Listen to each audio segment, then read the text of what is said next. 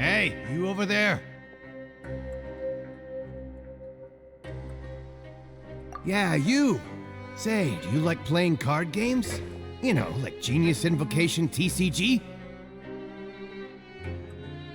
You TCG players are like mint in the wild, literally sprouting up everywhere. Hey, come on now. What's wrong with finding fellow Invocation aficionados? Anyway, care to join me for a game? All right. No pressure. But why would you be looking for people to play Genius Invocation in a place like this? Don't people usually come here to fight? Whether you're throwing down cards or throwing punches, it's all a competition, isn't it? It's all the same in my eyes. There are lots of card players here in the fortress. When I saw you, I immediately thought, hey, even outsiders from other nations play cards. So I came over to say hi. Sure. Great! Since you've been here longer than us, you need to flex your seniority a little bit, right? Maybe you could start by telling us newcomers some stories about this place. I thought you would have already heard everything by now. All right, then. Did you have anything specific in mind? Or do you want me to just pick a topic? Why don't you pick? We'll let you know if we've heard it already. All right. Have you heard any strange rumors since you've arrived? Then, did you know that there are some people who are always gossiping over in the corner? There are two guys who are always skulking around in the corners of corridors gossiping. The bigger guy is Quisto, and the skinny one is Lavaroon. People call them the Bombshell Bros. I never really found their gossip very mind-blowing. It's pretty much just the same stuff that I hear about when I'm at work every day. If you're interested, you can go talk with them. They tend to talk a lot of nonsense, but they aren't exactly bad. Good to know. Do you have anything else to tell us? Let me think. Sounds like you want to hear something a little more tantalizing. Oh, did you know that the Duke was also a convict in the fortress of Meripede before? Huh? Wait, are you serious? That's right. The Duke was an inmate just like you and me. Seems he was exiled here for committing some crime. Who knows how he ended up rising up to become the warden, though. To go from an ordinary inmate to becoming the manager of the whole place? I'm not gonna lie, I kinda respect that. A forbidden zone? Sounds like something that someone just made up. I've never heard of that. Where did you hear about it? It's just a rumor we've been hearing, but no worries if you've never heard of it. Do you have anything else you can tell us? Anything else? Not that I can think of, but I'll be sure to tell you anything interesting I hear next time. You'll have to play a game of Genius Invocation with me first, though.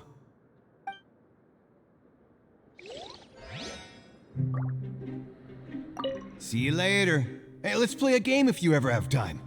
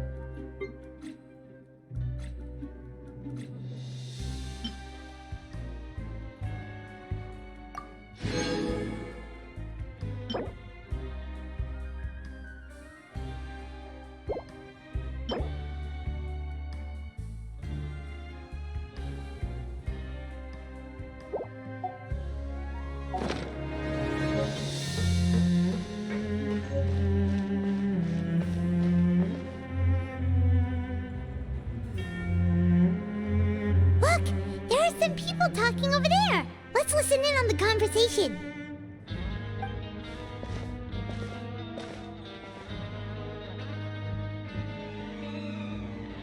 If you ask me, those pompous parasites on the surface act like they're all a bunch of aristocrats. Do any of them give half a hoot about a bunch of dogs like us? Hey, speak for yourself, mate. I'm no dog. Oh, you think you're special or something? If you're here, then you're just a convict like the rest of us. I've heard that even if you're released after serving your sentence, going back to life on the surface ain't any better. Once a criminal, always a criminal. We're marked for life. I don't buy that. Hey, how cool would it be if the whole world was destroyed by a giant flood and everyone had to start over from nothing? What kind of filthy bilgewater are you spewing? I have family up there. You best shut your sewer hole with talk like that. Listen, things ain't so great on the surface, but who says that you have to leave? I've heard that you can still stay here and work even after you've served your sentence. Not bad if you ask me. Who wants to live in the ruddy overworld anyway? And what makes you think they want to hire someone like you? It's one of the great mysteries of the universe, how someone as useless as you is so confident. Whoa. Sounds like they're really unhappy about the overworld. Speaking of which, Paimon never heard anyone use the words overworld or underworld when we were living up there. It it only something the inmates down here say? That's true.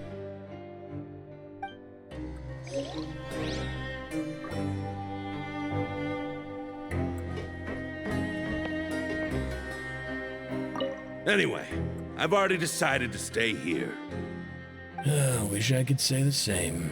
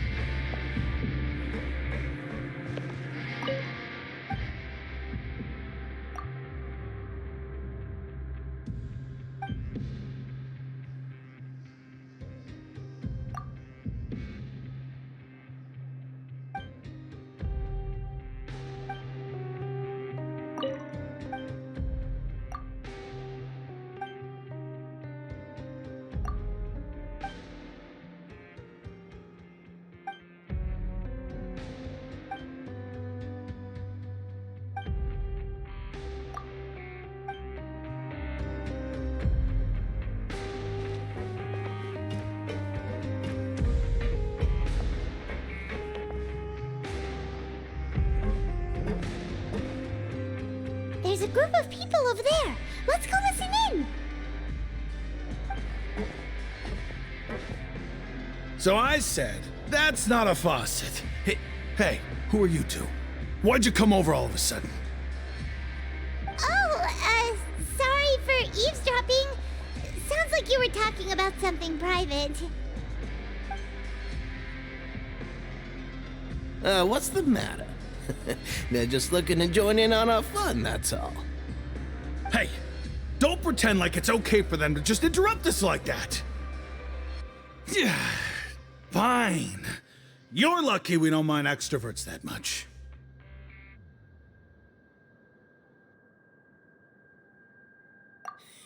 You hear that, Quisto? What nice!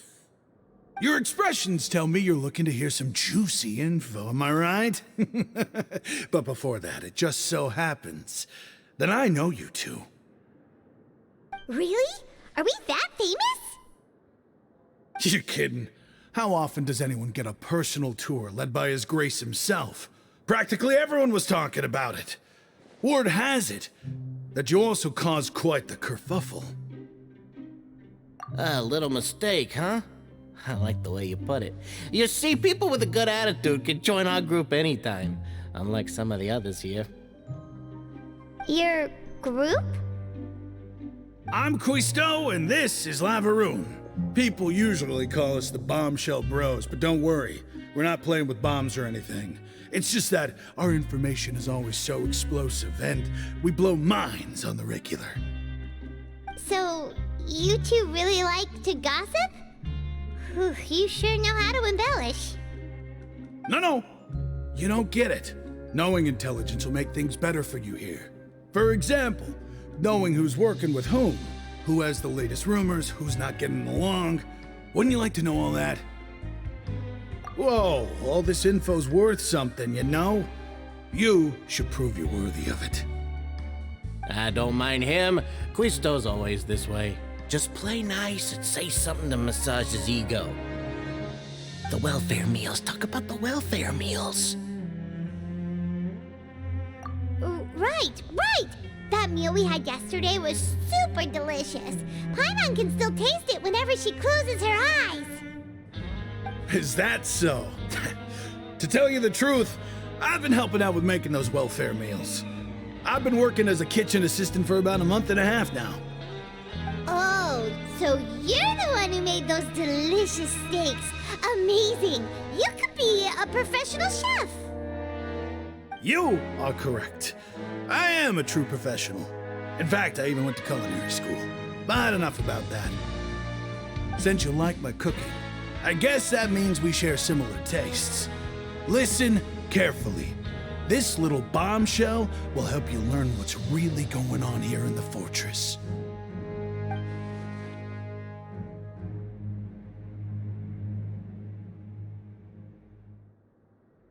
Listen, kids. The power structure within the fortress is quite complicated. The overworlders couldn't care less about us down here. We're basically dogs to them. You've already met the one person here you should never cross, the Duke, Risley. He knows more than you think. And if he doesn't care about something, then he often doesn't bother dealing with it. Those who have the Duke's attention get all kinds of special perks, even better treatment in the infirmary. I know who you mean. It's that Jurier character, right? I don't think there's anything useful about him at all. Why does he visit the infirmary practically every day? Is it normal for anyone to be going in and out of there so often? If you ask me, he's just faking it to get out of work. But did you know that Jurier was a talented researcher from the Fontaine Research Institute before he came here? There's no denying that. I don't care if he was a researcher that could turn dirt into Mora. Once you're in the fortress of Meripede, you're just another inmate like everybody else.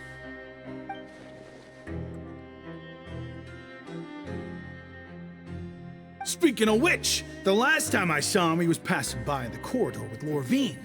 I also heard they started arguing in the library and got into a fight, right? Guess that's just how terrible of a guy he is. You mean he hit a woman? Wow, I never imagined he was that bad. But that Lorvine's also quite the odd one, you know? She's always gabbing away, got into a fight with a man, and she also got sent to the infirmary. Come to think of it, I always see her going to the sick bay every couple of days, too. Wait a second. You don't think? Do you think could it be that they're secretly meeting there to go on dates? But it's really hard to imagine. After all, I do remember seeing Lorvine beat Jurier to a pulp that one time. And we might be overthinking things.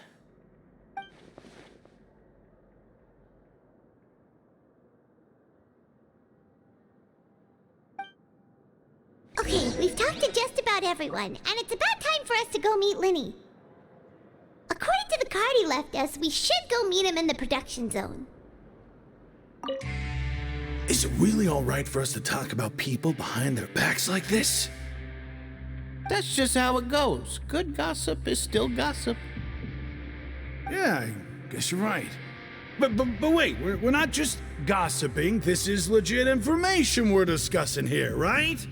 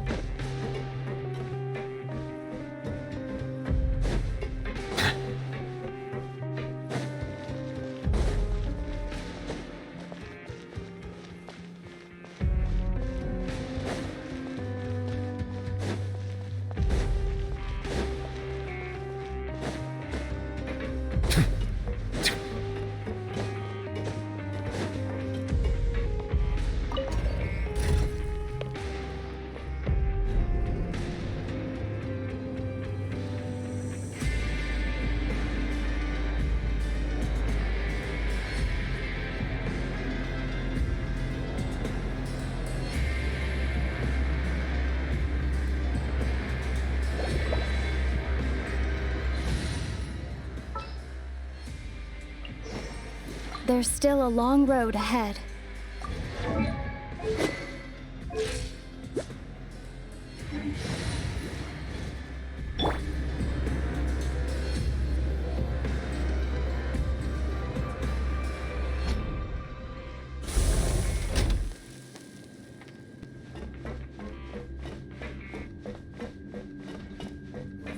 just never seems to end.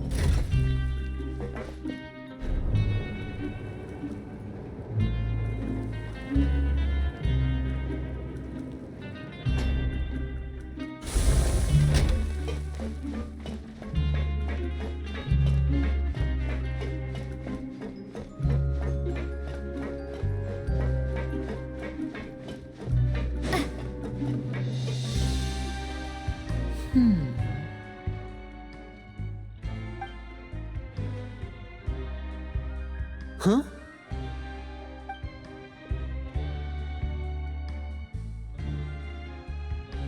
That look in your eyes. You found something? Hey, this is no time to be modest. Just tell him we found a boatload of information. Oh, as expected of the legendary duo, you have my full and undivided attention.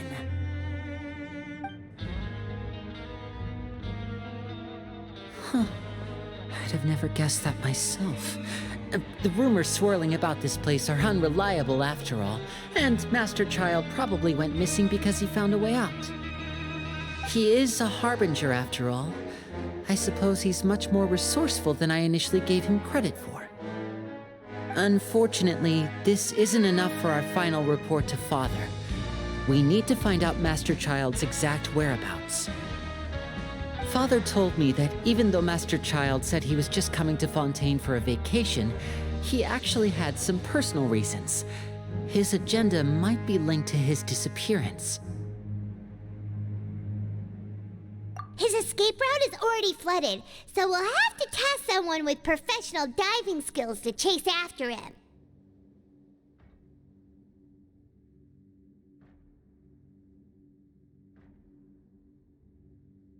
Well, when you put it that way, it's obvious that only Fremine would be up to the task. Bingo! Is he around? He's working today. Coming here as a group would have attracted too much attention. I'll talk to him about it later. It's the least I can do. We're all in this together, so it's only fair for us to fulfill our end of the bargain. Honestly, I'm far more impressed by you guys managing to collect all this information right under Risley's watchful eyes. Collecting information has always been our strong point. Now, let me think. To find out more information, Fremine will have to retrace Master Child's original route. And if he's to do that, he'll have to set out on the next pipe cleaning day at the earliest. That's 6 days from now.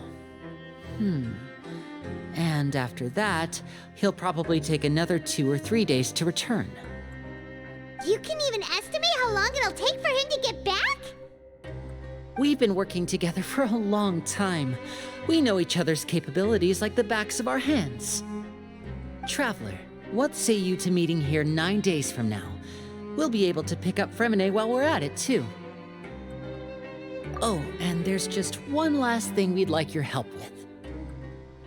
Though we can just sit back and wait for Fremine's report on Master Child's whereabouts, we still need to make more progress on the investigation of the Forbidden Zone. Fremine's no master of disguise. Lynette's still working on getting intel from the other areas, and I'll need to spend some time helping Fremine prepare for his diving mission. So, you are the only ones we can count on. What do you want us to do? Will it be hard? Well, I won't call it easy per se, but I think you'll be able to pull it off. Listen carefully. You'll need to find an excuse to get into the infirmary and investigate the room and environs. You've mentioned several sketchy-looking people always meeting at the infirmary earlier, so it probably has something to do with the secret we're hoping to uncover. You've already met the head nurse, so she'll be less suspicious of you. Investigate the internal structure of the infirmary and any active dealings within, and pass those on to me alongside anything else you're able to discover. But also, there's no need to take risks. Don't forget, safety always comes first.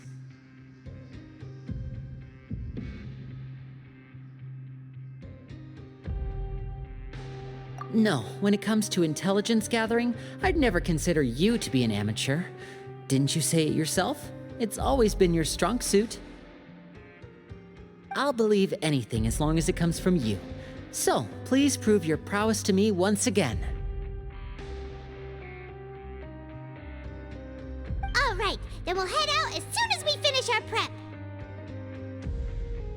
Let's go our separate ways for now then. Don't forget, we meet here again in 9 days. Stay safe.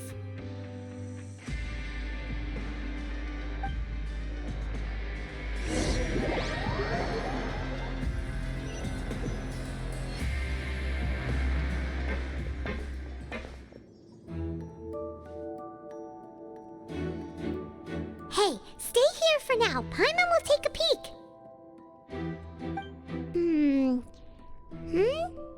There seem to be several people inside.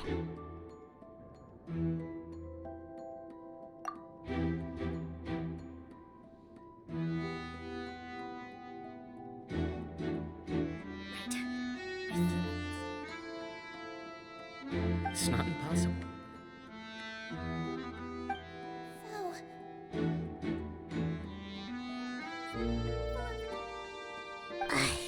It's a bit hard to understand them from here, so why don't we just try to talk to them in person? Let's go as soon as you're ready.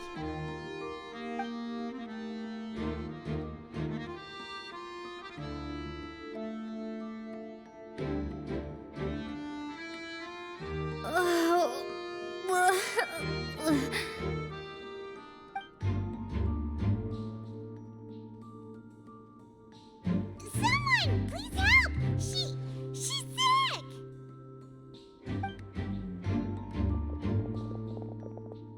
Whoa, are you okay? Oh my! What's wrong, little one? There's no need to panic. Take a deep breath before you begin. The traveler started complaining of a stomachache, and then nausea, and then collapsed onto the ground. Paimon doesn't know what to do. Freezing limbs, twitching fingers, and pale complexion. Could it be poison? Let me take a look. Please lie down over here. Don't worry, I'll get you to the bed safely. Here, hold on to my shoulder and walk slowly.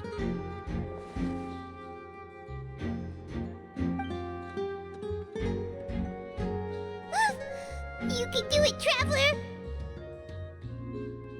Don't apologize. You're sick after all. Now, please relax. I'm just going to do a preliminary checkup on you.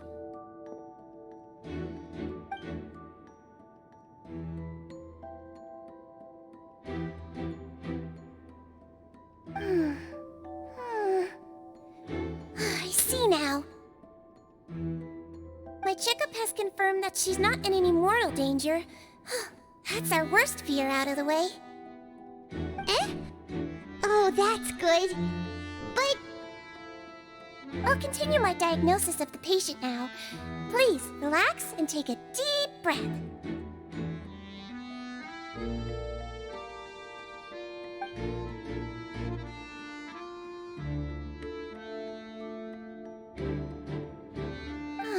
Don't sense serious damage to your organs either. Does it hurt when I press here? And here? Huh? But based on my initial checkup, there shouldn't be a problem here. How strange.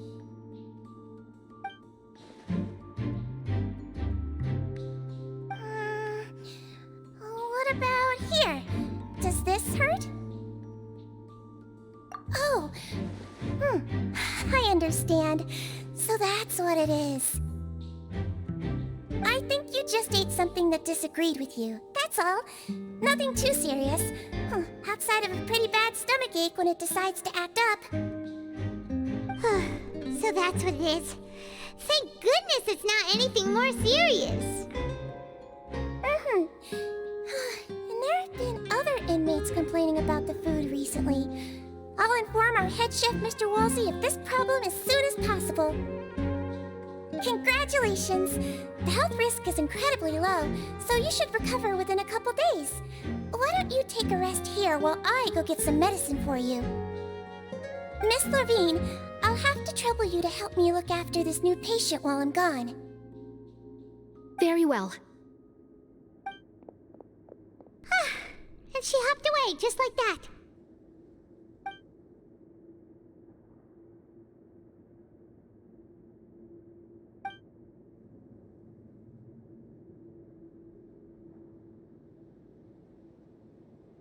Hello. So how are you feeling now?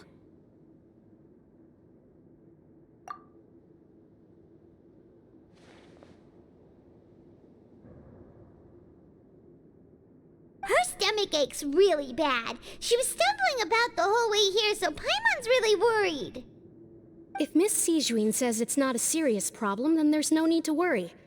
She's the best medic we've got down here.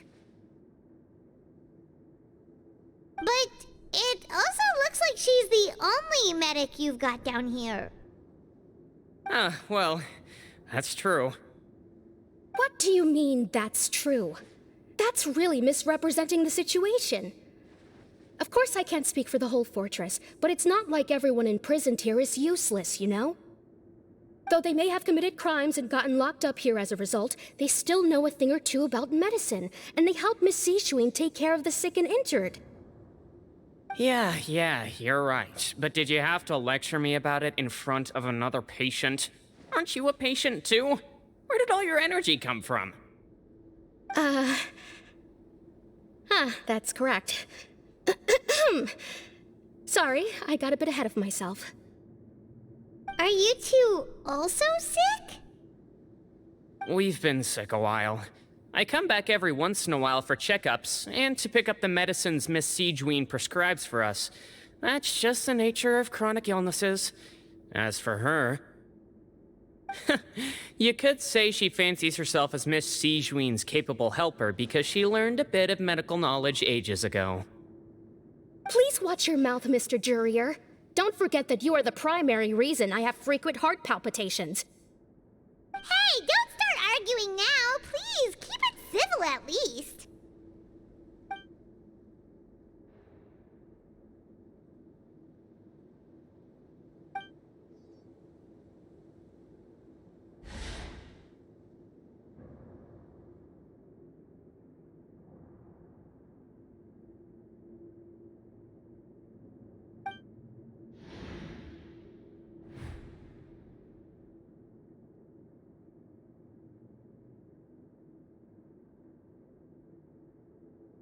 Hey! There's no need to fight! Everyone will be released someday, so there's no need to argue over silly things like this! But... Release. It's way too early for us to even think about that. And who the heck knows if we'd even be able to continue our previous lives?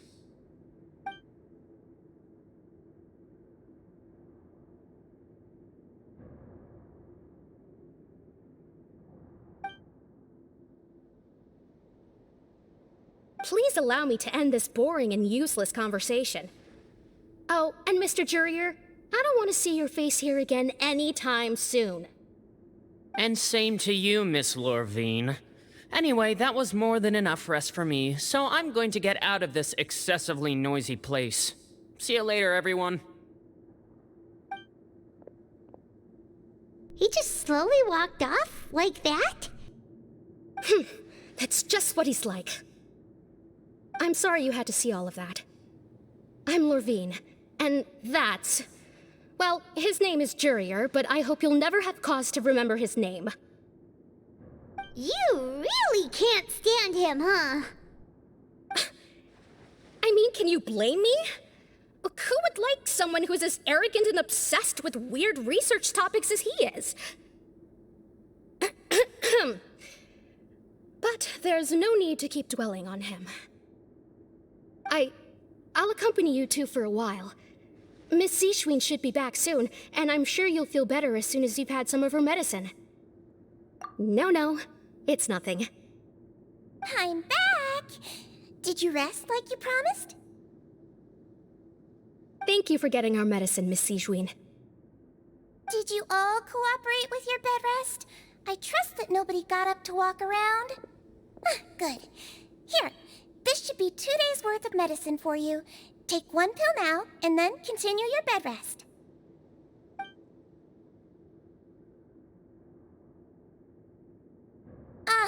Miss Levine, I left in a bit of a hurry just now. Do you still remember if we discussed the color of the pill that you should be taking today? I remember. You said it should be yellow.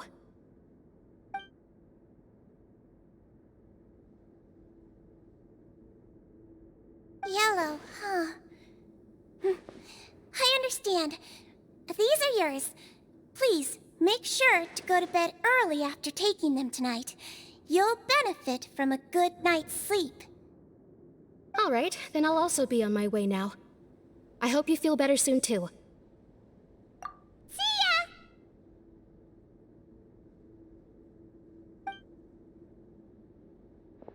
I'm going to fill out your medical record now.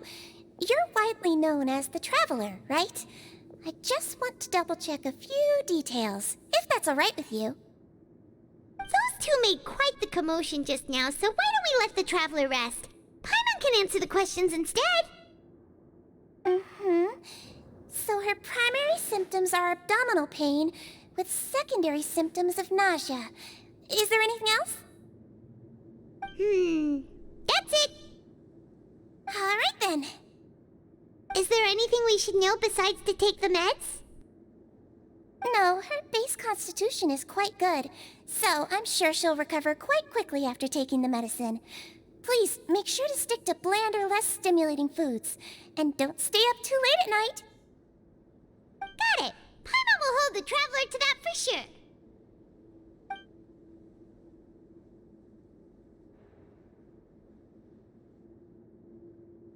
Oh, you're going to take a nap already? Okay then, you get some rest.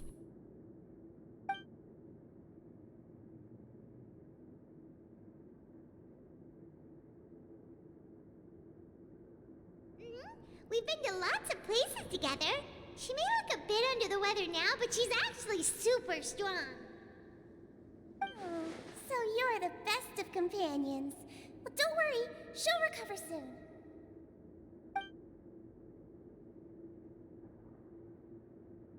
You're awake.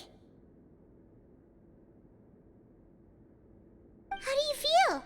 You slept for a really long time, but we never left. Well, now you can go back without a worry in the world. Remember to take your meds regularly, and remember bland foods. Thank you, Miss Sijween.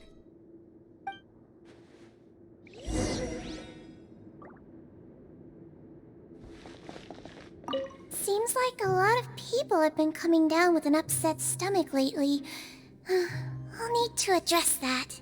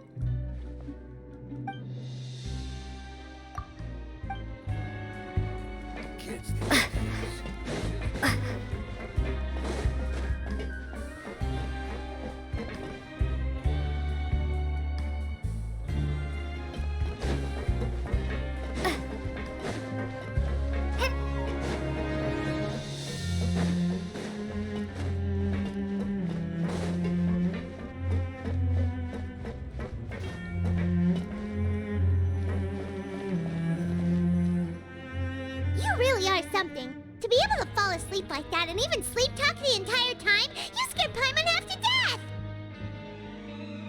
No, but you kept mumbling things along the lines of, Pyron, go take my grilled fish and put down the Adeptus Temptation now! Paimon talked with Sigewinne the entire time you were asleep.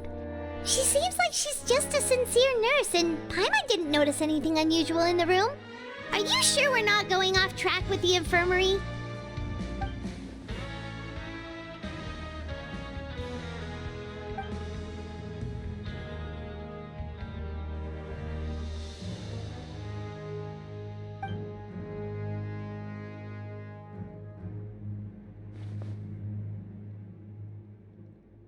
Whoa!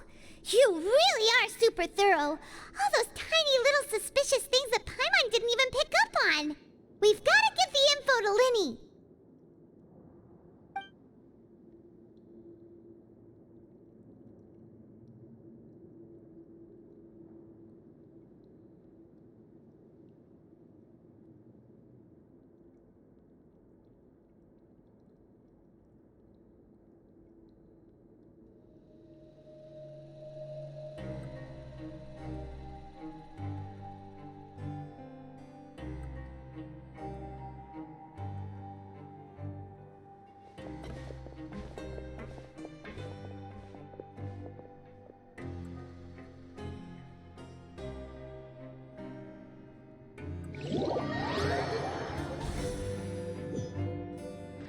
Today's the day! Let's go meet up with Linny!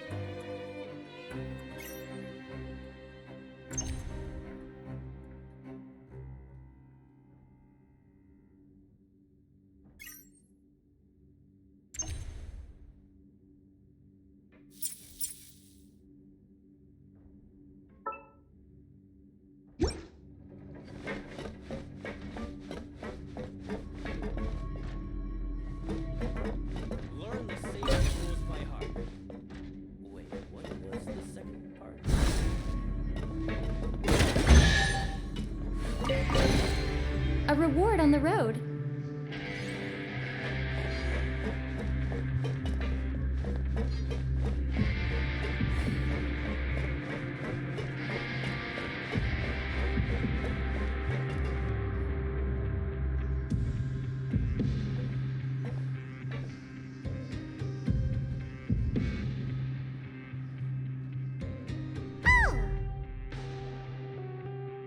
Hmm?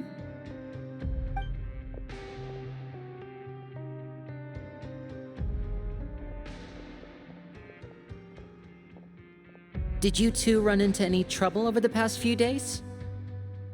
No, we just worked our shifts according to the schedule. Nothing weird happened. That's good. That means you didn't raise any suspicions when you infiltrated the infirmary. We've taken a look at the slip you've sent. Fremine successfully left the grounds via the pipes 2 days ago, and as of last night, Lynette has also infiltrated the infirmary after faking an illness. Wait, why is she getting involved as well? You already went above and beyond when you scoped out the infirmary. To put it more bluntly, even if we were to view that as something you did in exchange for Fremine's help, you've already done more than enough.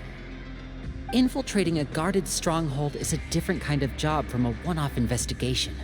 We want to avoid using the same faces over and over and reduce the amount of suspicion that will fall on any given person. Lynette also felt like you have already taken the first step for us, so she should be the one to finish the job.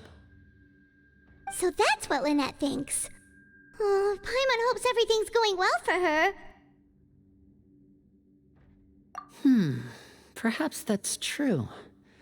You are both very good people, and we've come to appreciate that more than anyone else. Unfortunately, there's still one thing that could get between us, lest you've forgotten. The matter of our respective loyalties. You've mentioned before that you've had some run-ins with the Fatui. I can understand that feeling, so I assume you're just helping us out of the kindness of your hearts? Well, everyone could use some more friends. We'll be counting on you to help us in the future, too. Since I see you as friends, then it's even more important for us to protect you from any peril. Fremine and Lynette feel the same way. Glad to hear it. Then, let's go check on Lynette before Fremine returns. If everything went well, then she should be wrapping up her investigation right about now. Is now really a good time to go over? According to my observations, Sigewinne always spends around half an hour away from the infirmary right before lunch. Lynette knows this as well, so this should be a good time to meet up with her. Also, I'm her brother, remember? It's only natural for an older brother to care about his younger sister's well-being. Okay, then let's head over right away.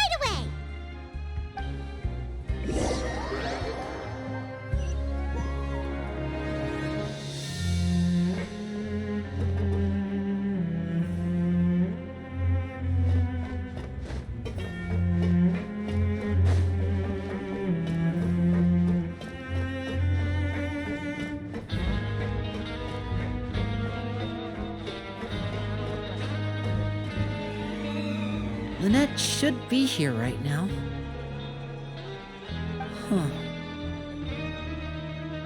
Strange. Lynette? As expected, Sigewinne isn't here, but why isn't Lynette here?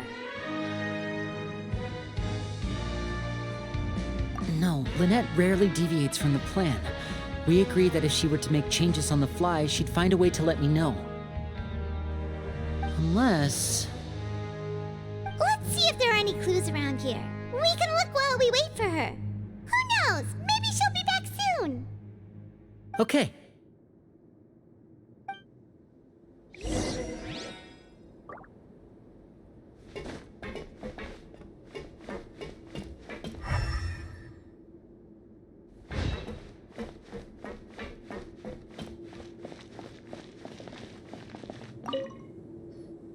There are some books here and a few files. They all look like medical records. Advanced nursing, how to raise the spirit of your patients, a quick guide to the psychology of emotions, and the meaning of laughter. These sure are some interesting books. Who knew Sigewinne would be interested in these kinds of things? She even has books on understanding people's motivations and feelings. Is it because she's a Melusine? Or does she have a need to understand her patient's emotional state? Seems quite normal to me. These are skills that would come in handy for a nurse from time to time.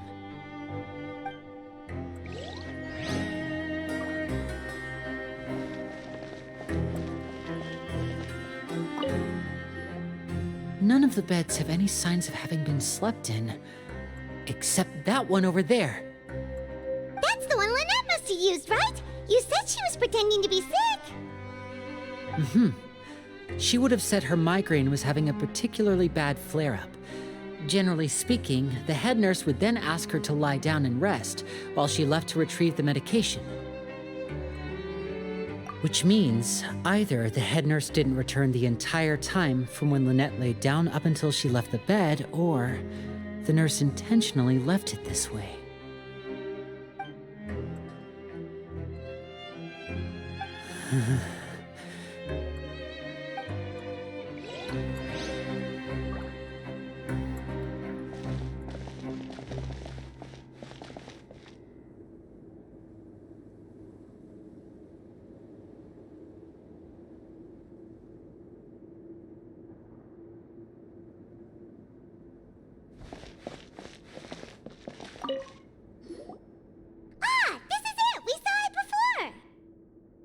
Wait, this thing? It doesn't look like it's been disguised that well.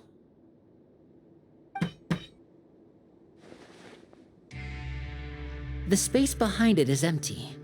From its size, I don't think it's an entrance that is meant to be taken apart. There's probably a mechanism around here somewhere.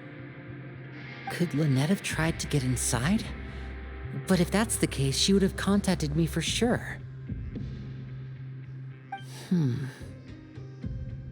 Let's look around here for some more clues. Don't panic, just take another look.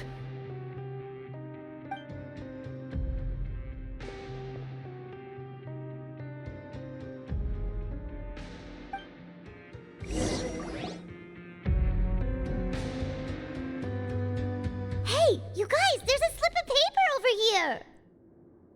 A slip of paper? It's right over here, and there's a bunch written on it too. It reads, "Out of respect for your usual practices, I'll use a piece of paper or card as the medium to pass on my message. You may consider this as me giving you my best regards." This is... Is that all? The back. This is... Show me! Now!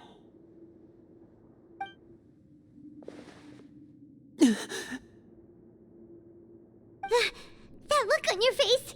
Paimon's reading it now. Would you care to guess where Miss Lynette of the Fatui could be right now? No. Could she have... Is she already... Wriothesley. Did he deliberately leave the infirmary unguarded to use it as bait? Wait, you mean he was aware of our goals from the very beginning? But why? We didn't run into any trouble last time, and he also never reached out to us since. Yes, that is a crucial question. Wriothesley, he doesn't do anything without a clear goal or reason. So this means he had no concerns about your activities from the very beginning. You're not from the same camp as us. You were sent down here by Nervulet, so you have no conflict of interest with Wriothesley. We're a completely different story, though. I'd like to know that, too. Why did he only go after her? Don't panic, just think everything over. I have to stay calm. This is not like what happened last time. The situation's different now. Wait, you're right. Wait, but that means... The fact that Fremine was able to leave the grounds... Could Wriothesley have let him go as well? But what does he gain by letting Fremine leave like that?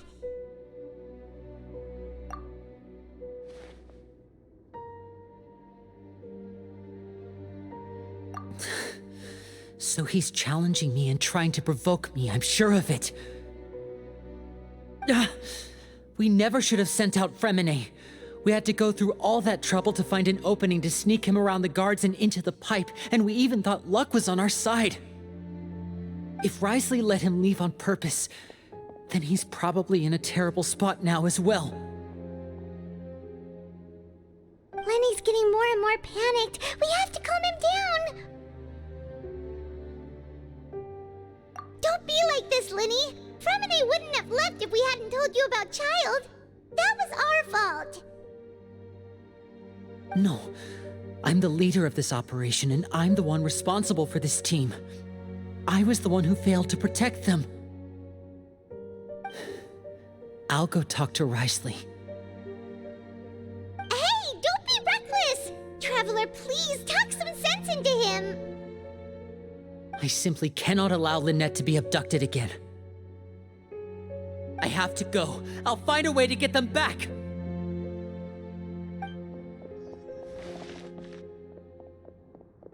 He's rushed out the door! After him!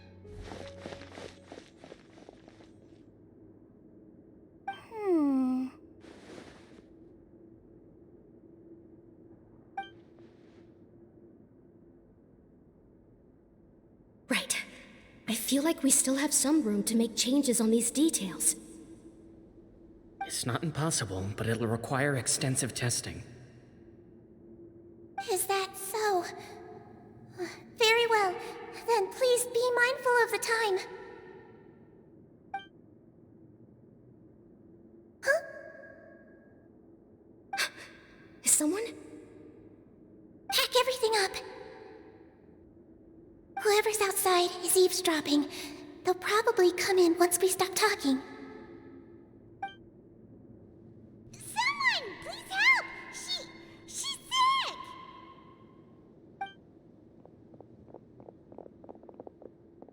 Whoa, are you okay? These two. As expected, they've already found this place. Oh, they are quite sharp. What a delightful turn of events. I like smart people, but I also like playing dumb. I like the feeling of being trusted. Oh my! What's wrong, little one? There's no need to panic. Take a deep breath before you begin. Being able to read human expressions is quite the useful skill.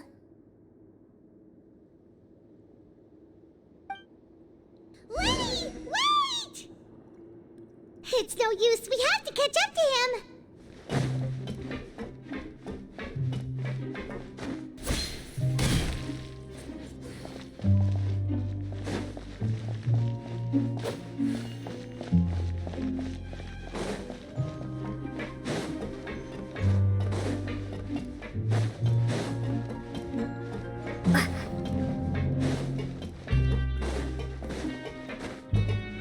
He's already out of sight! How is he so fast?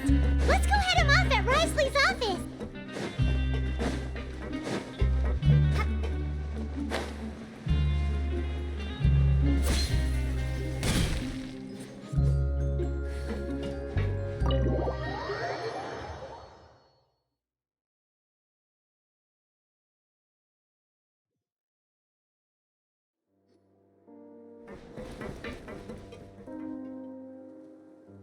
Come out and face me, Risley! Aren't we at an administrative office space? Why don't you at least try to follow even a couple rules from the fortress's indoor management regulations? What did you do to my sister? I ran into the young miss at the infirmary. I'd heard that she was suffering from quite the migraine, so I decided to invite her over for a cup of tea. I do have some teas in my collection that can work wonders against such an illness. Stop joking around! Where did you take my siblings? I have also heard that your performances are quite the spectacle. Miss Lynette would sometimes enter a box filled with water, only to emerge the next second from another place altogether. Maybe she'll appear behind you right now if you were to turn your head. Is he trying to trick me into turning my head? No, he's probably not looking to attack me right now. All of the hostages are in his hands, and he's even in the mood for small talk. That means Lynette is probably still alive. You knew we were investigating the infirmary from the start, so you deliberately aroused the Traveler's suspicions and baited us into continuing our investigation, just so that you'd be able to kidnap Lynette. As for Fremine, no, you probably didn't even interfere with Child's escape. You let him go so you could purge the Fatui members that we had planted into your ranks. There was no need to do so. The Fortress of Meripede is a pretty pleasant place. Most people enjoy their lives here. The only ones who act differently are those with personal agendas. It was quite easy to identify your colleagues. You removed our original members and spread the news of Child's escape so Father would assign our team to come down and investigate. Fremine has also fallen into your hands, right? If you're oh so omnipotent and so in control, why would you need hostages? One correction. Lynette is in my hands right now, but Fremine is not. He's not? What do you really want? Lenny! Oh, wonderful. Everyone is here, so I'll only need to say this once. Thank you so much for cooperating with me. Eager and to the point, I see. Alas, only Miss Lynette is currently having a cup of the fortress's finest tea. Although, as per your original plan, Mr. Fremine should also have returned to the fortress by now. But he has neither shown up within my gates, nor has he been taken into any kind of custody. So where do you think he may be right now? Wait, you can't mean... You locked him outside in the sea? I closed the fortress's gate to the outside world. That's all. Fremine's a star diver, so he should be fine, right? No, we're still here, so he definitely tried to find a way to come back for us. So we can't assume he might have made a break for the surface. But why would I do this, you may be asking? To have an audience with you, of course. My intel tells me that Mr. Linney is a great magician, so it's only natural for me to want to have some cards of my own when it comes to negotiating. Besides, I do recall you mentioning to Miss Lynette that you've always wanted to have a face-to-face meeting with the Lord of the Fortress of Meripede, regardless of whether it was in a personal or a professional capacity. Well, you got your wish. So, you've been keeping tabs on us before we even set foot in the fortress. Some of my folks just happened to hear a thing or two, that's all. In any case, I will be straight with you. I was willing to play dumb and turn a blind eye, so we had a pleasant few days playing games together here. But once you started focusing on the Forbidden Zone, all of that changed. Mr. Linney, the cards are stacked against you right now. Miss Lynette is in my hands, and Mr. Fremine is still slowly being pickled out there in the brine. You know just as well as I that he cannot last out there forever. You need do but one thing to guarantee their safety.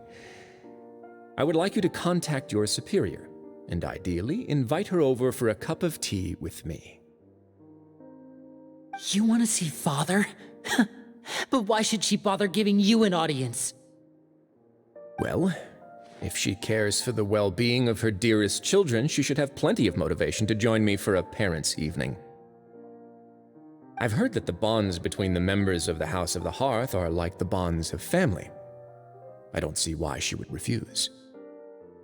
Why did you think Father sent us to handle the Fortress of Meripede?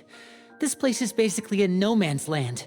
It wouldn't be fitting for anyone as important as a harbinger like Father to come here in person. Oh, I see. So it's because she doesn't care for my place here. That's such a shame. After all, I've amassed quite the tea collection. I was looking forward to sharing it with her.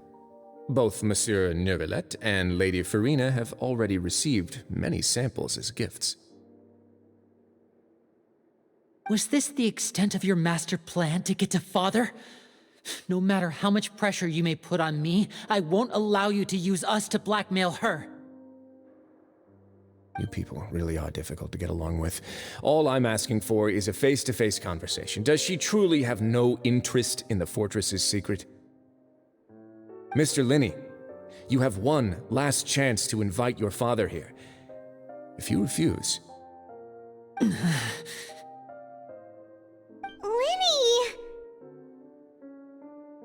Instead of asking why I'm doing this, why don't you try to see things from my perspective for a second?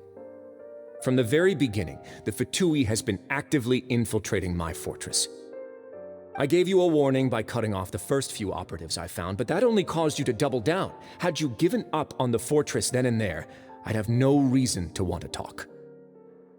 Mr. Fremine left the fortress on his own, and Miss Lynette tried to pry out my secrets right in front of me. No matter how you look at it, the responsibility for this falls on you.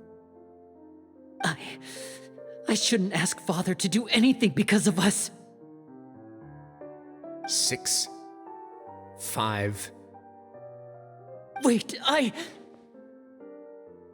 2, 1. Time's up. It really is a shame, Mr. Linney. Negotiations have broken down. Please leave, ladies and gentlemen. It's time for my afternoon tea. Yeah,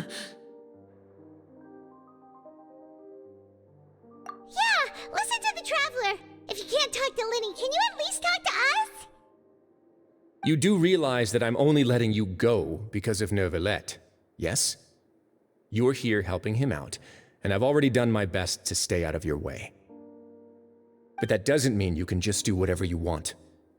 The fortress may be small and remote, but it still has its own set of laws. Then how about this? Those who are capable deserve respect. You've spent quite some time investigating my home turf by now, so why don't you tell me a thing or two about what you found, I'll ask you 3 questions. Answer all of them correctly, and I'll agree to your request. Question 1. Regarding the hidden rules of the production zone, what is the truth behind the one about not being allowed to work for 3 days in a row?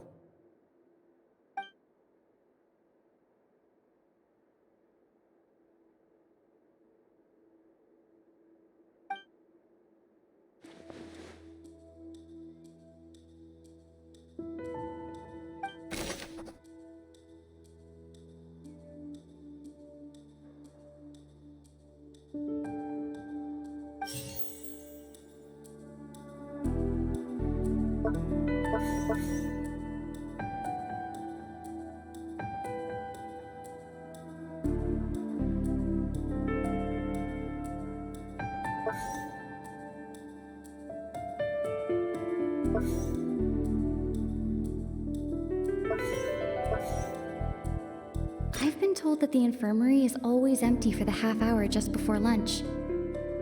But what could Sigewinne be doing during that time? The Fonta promoter has been struggling because he doesn't recognize the real value of coupons. Meanwhile, the Duke believes that only idiots who don't understand the value of coupons would spend them on Fonta. We often see Miss Sigewinne observing the prisoners at work near the production zone. It seems like she can perceive the general state of a person's health just by looking at them. Fonta's internal reports suggest that they're starting a new trial of an unnamed and unpackaged product. But the product has to undergo a trial because even Fonta's own employees have a lot of reservations about it. The research note said that the Melusine race perceives the world very differently from humans. Because of that, the Melusines have also developed a sense of aesthetics that appear rather strange and alien to humans. According to Collins, the Pancration tournament only took place because the Fonta company sponsored it. The company must want a return on their investment as well.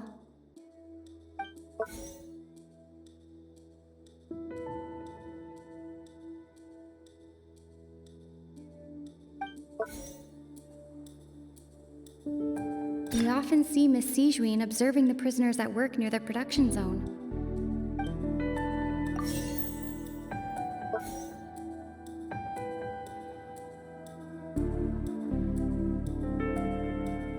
Fonta's internal reports suggest that they're starting a new trial of an unnamed and unpackaged product. But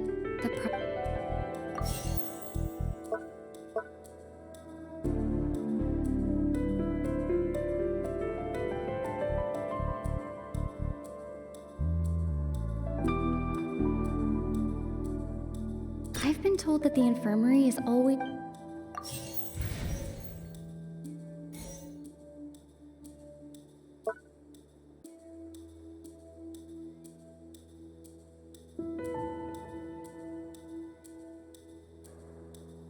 The research note said that the Melusine race perceives the world very differently from humans. Because of that, the Melusines have also developed a sense of aesthetics that...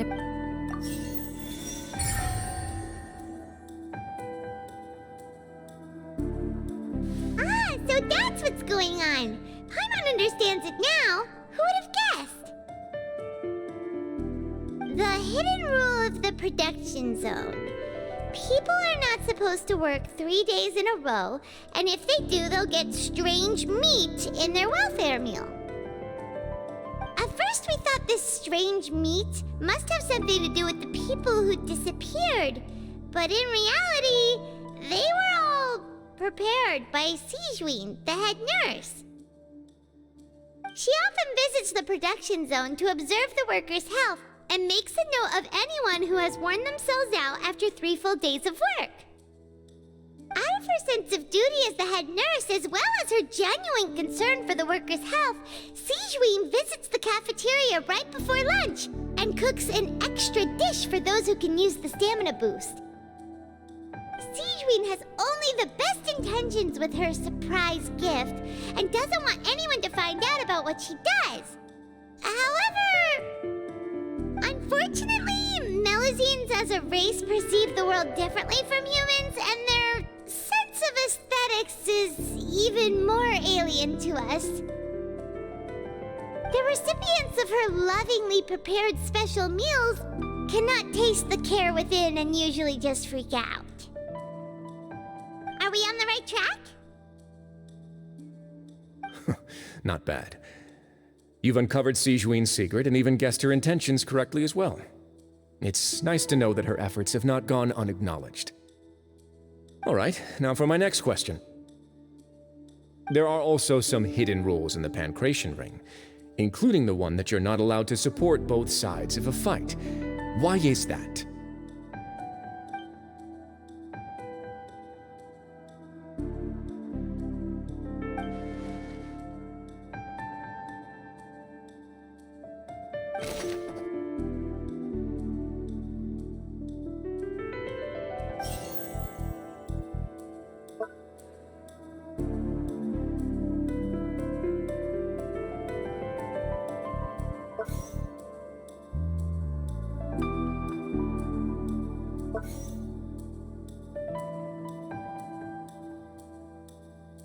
The Fonta promoter has been struggling because he doesn't Fonta's internal reports suggest that they're starting a new trial of an unnamed and unpackaged product. But the product has to undergo a trial because even Fonta's own employees have a lot of reservations about it.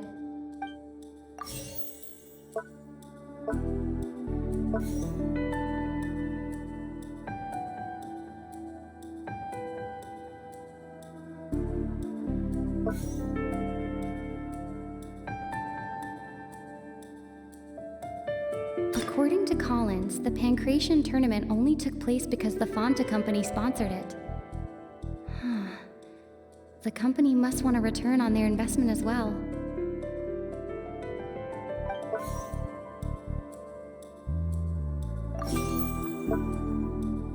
The Fonta promoter has been struggling because he doesn't recognize the real value of coupons. Meanwhile, the Duke believes that only idiots who don't understand the value of coupons would spend them on Fonta.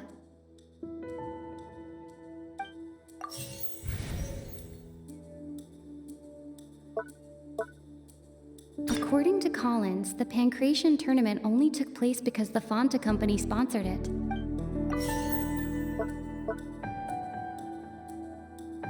The Fonta promoter has been struggling because he doesn't recognize the real value of coupons.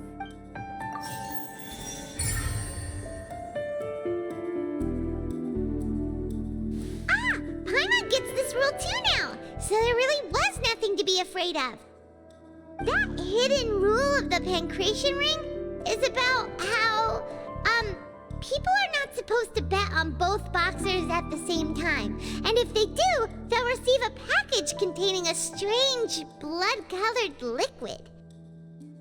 People get scared when they see it because they've subconsciously begun to associate it with the missing boxer.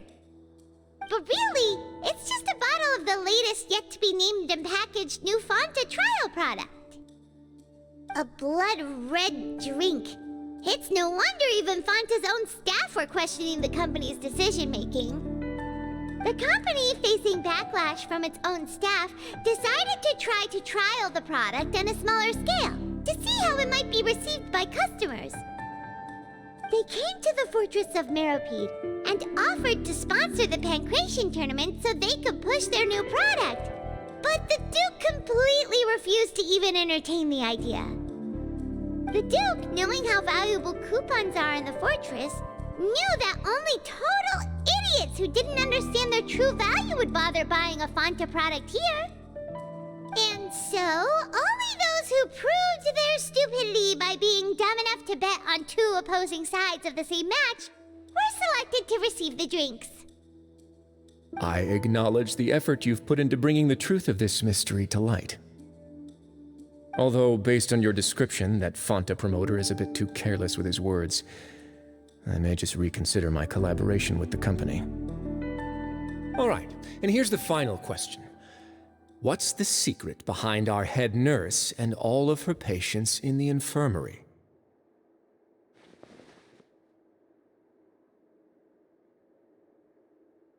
Stop your cruel and pointless games, Risley! You know that we haven't finished our investigation, so there's no way we can answer the last question. The thought of sparing Lynette and Fremine never even crossed your mind! You'll pay for this! Ah!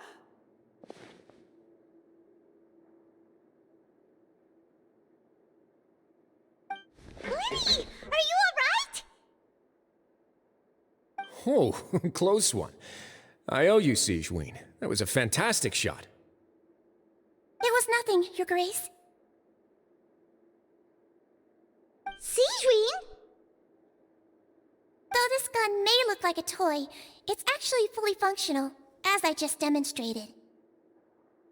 Sigewinne... You... Not at all.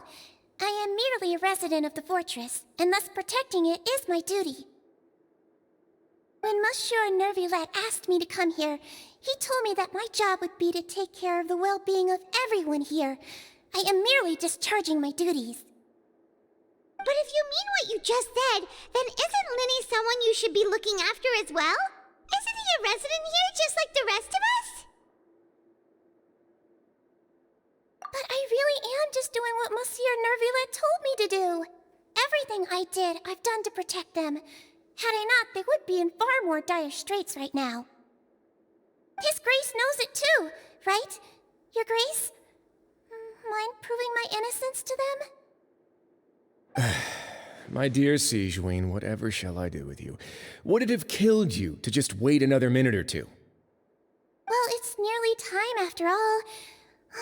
The way you do things can be truly frustrating sometimes, Your Grace. I figured I should try to talk some sense into you. What are you talking about? What time? Take me if you want. But let them go. How touching. Can you just give me one more minute? Don't be like that, Your Grace. All right, everyone, calm down. 2 more visitors will be arriving any time now. I'll go get a cup of tea. Miss Sigewinne, I leave Miss Lynette in your care. You... What are you doing? I believe I hear footsteps.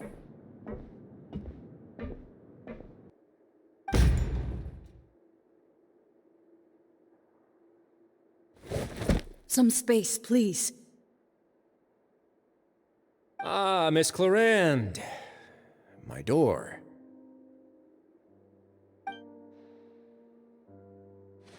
Fremine... Fremine... What's going on? What is Clarande doing here? Work. I'm sorry about shooting you, Mr. Linney. The tranquilizing effect will begin to wear off soon. Please take it easy in the meantime, though. What happened to Fremine? Wasn't he diving just outside of the fortress? Why is he looking like this?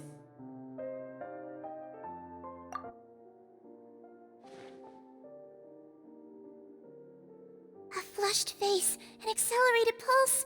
He must have consumed primordial seawater.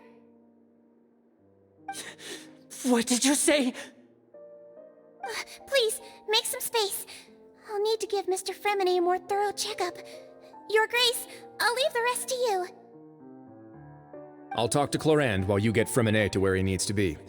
Everything else can wait.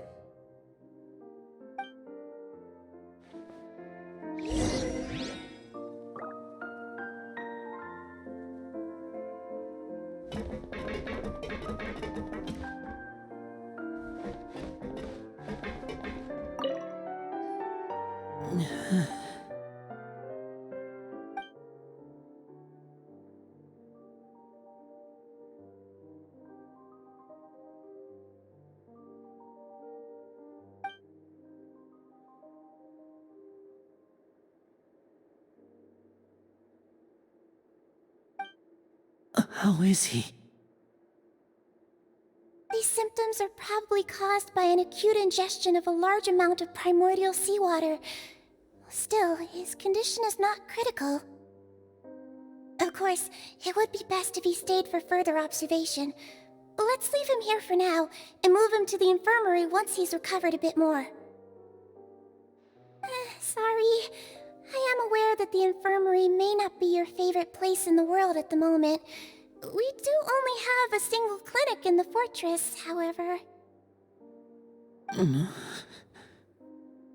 Why would he ingest a large amount of primordial seawater after leaving the fortress? How could that possibly happen? Please, look after Mr. Fremine for the moment. I'll go fetch some medicine and a respirator. Oh, I'll bring Miss Lynette back with me. Where is she? How is she right now? Oh, she just took a nap in an empty room after I tranquilized her. If my calculations are correct, she should also be waking up right around now. You might not believe me, but His Grace and I actually made some snacks and tea for her.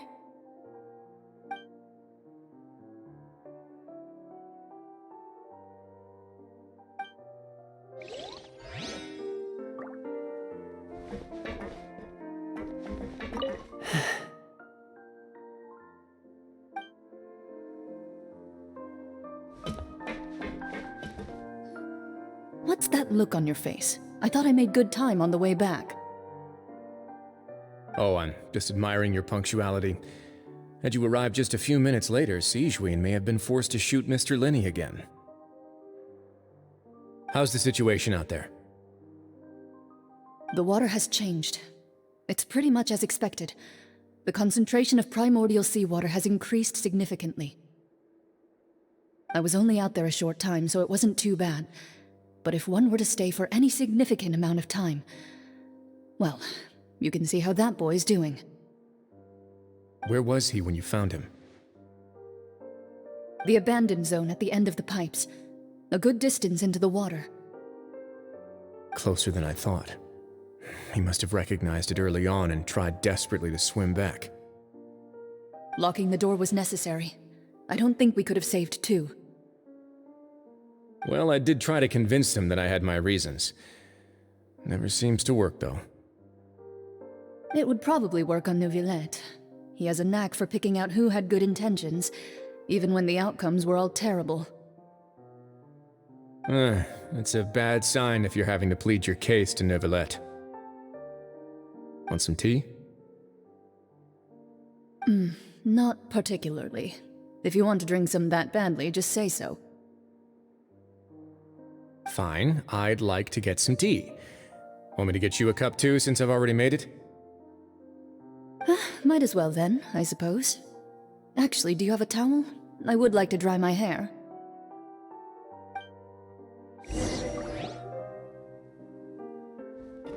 Linny, are you okay? I'll be fine. They're all here now. Don't worry about me. Are you sure? You don't look alright. My hands and feet are still a bit weak, but that's probably just the residual effects of the tranquilizer shot. I'm back, everyone. Lenny! Oh, Traveler, Paimon, you're here too. Remine? Is he... He'll be fine. But for now, please help me lift him up.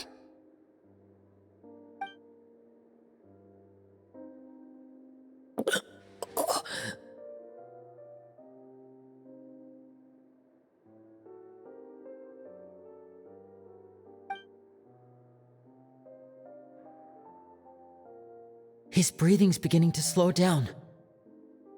Give me a hand and help me get him to the infirmary. Yeah, I'll take him from this side. Lynette, together? On it.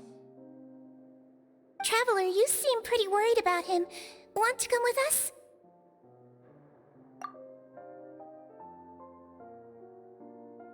The Duke and Clarande are gone. They probably went to get some tea. The Duke will explain the truth in just a bit. Miss Clarande will need a break, since she only just returned from rescuing Fremine out of the sea.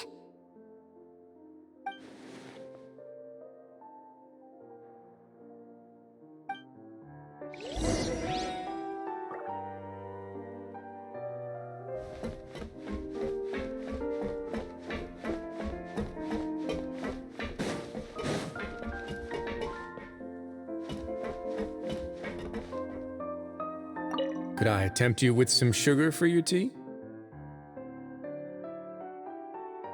No need.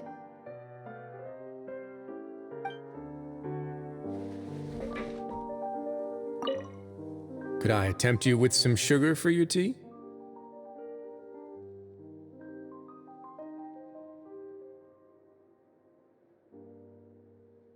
No need.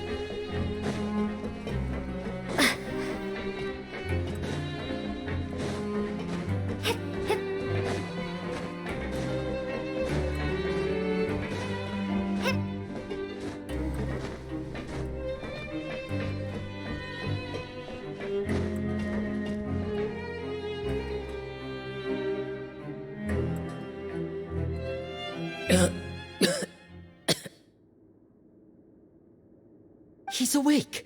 Fremine, how do you feel?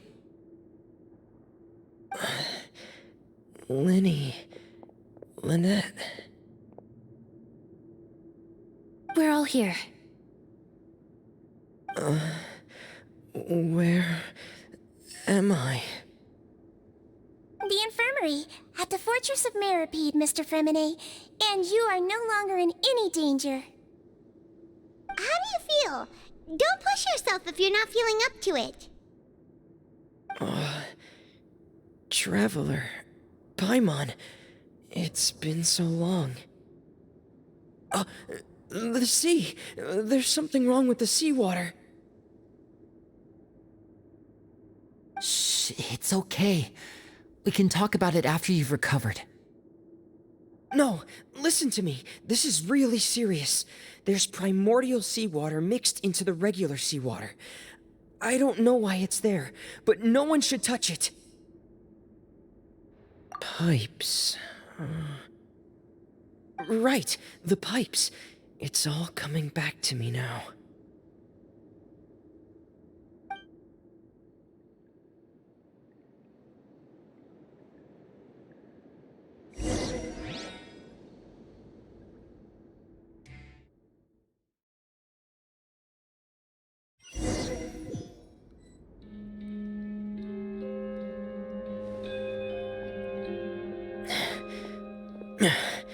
I'm in. Seems like this pipe hasn't been used in a long time. It looks abandoned.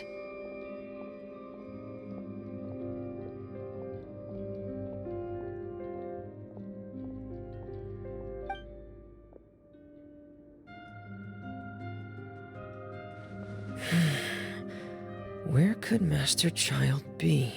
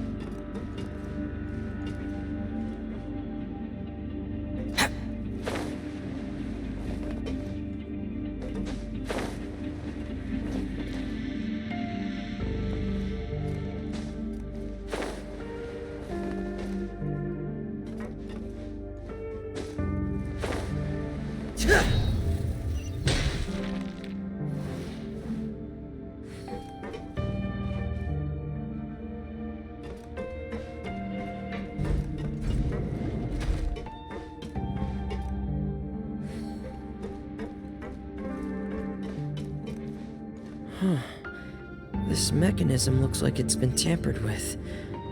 Could he have done it?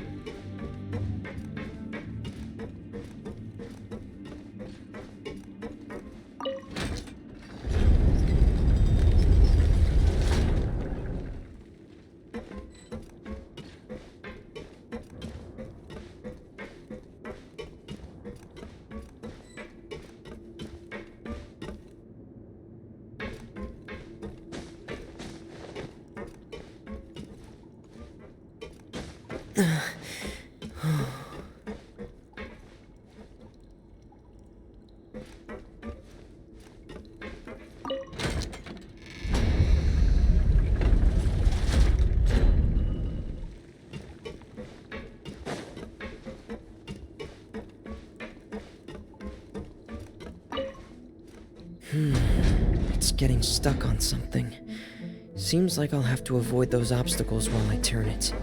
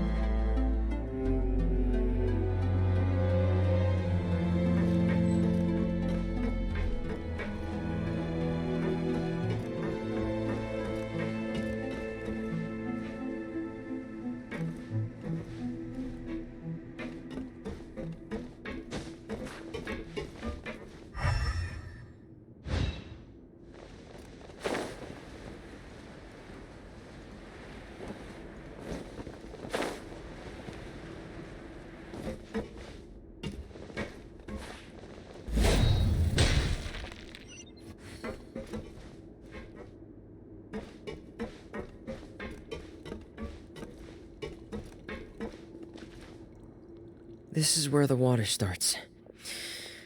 Okay. Master Child probably dived into the water. I'll go take a look as well.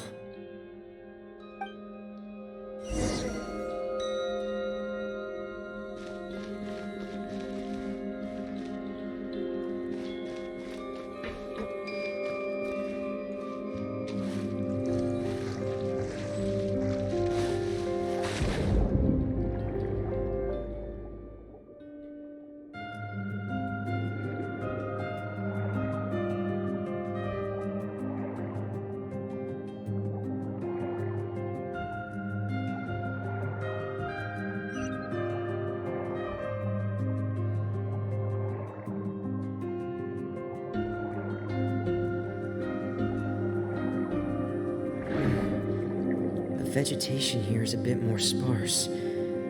These traces aren't natural. A person must have left them, and recently. I should be going in the right direction.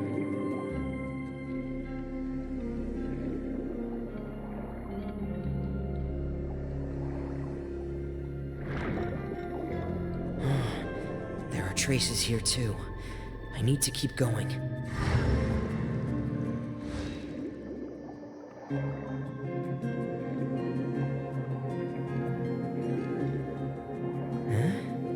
The traces are gone, but I don't see where he could have gone from here. Wait, what the?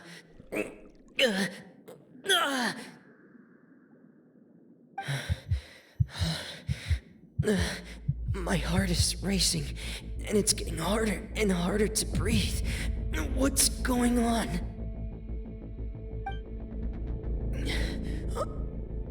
No good. I have to get back. They still don't know anything about what's going on. If I turn back right now, I should still be able to make it.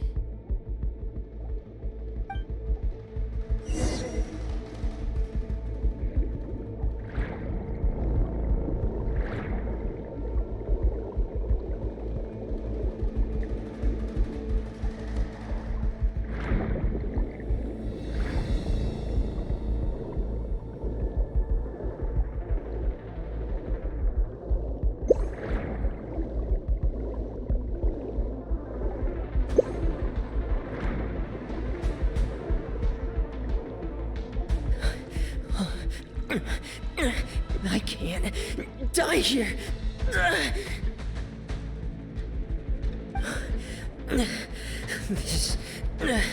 This is bad. I'm feeling worse and worse, and I'm still underwater. I have to push on.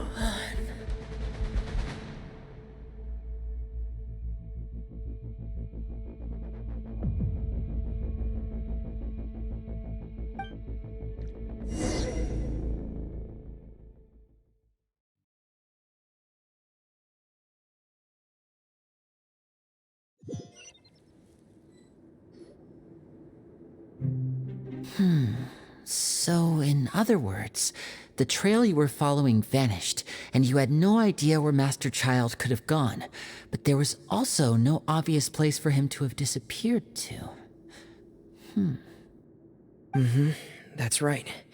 I tried my best to swim back, but I had already put some distance between myself and the fortress, and I just couldn't find the strength to keep going.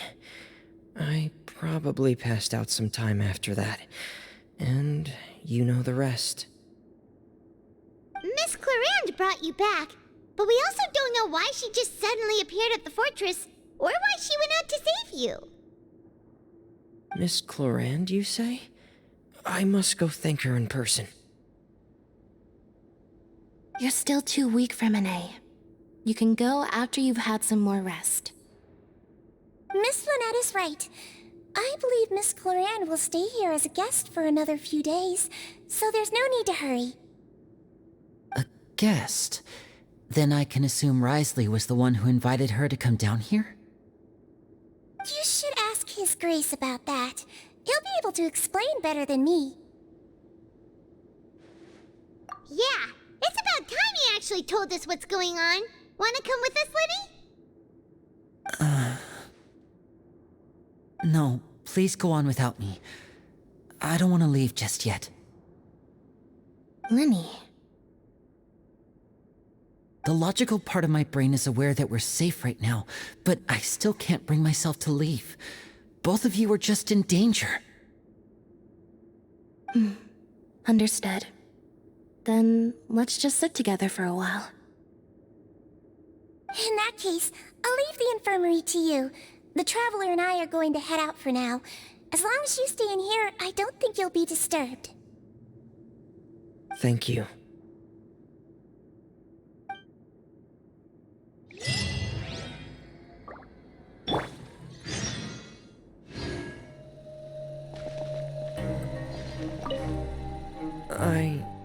I'm so sorry, Lenny. I'm also really sorry, Lenny. I should have been more careful. Don't say that. It was all my fault. I was the one who should have been more careful. You two were nearly... If I was stronger, maybe I would have already found Master Child. No, how can you say that? Huh? I'm sorry. What I'm hearing is, we all dropped the ball at some point during the mission, so the responsibility falls on all of us. Isn't that right? Yeah, that's right. It's on all of us. Lenny, we understand that you're worried about us, but we're worried about you as well. Please don't blame yourself. We want you to keep your spirits up. Yeah.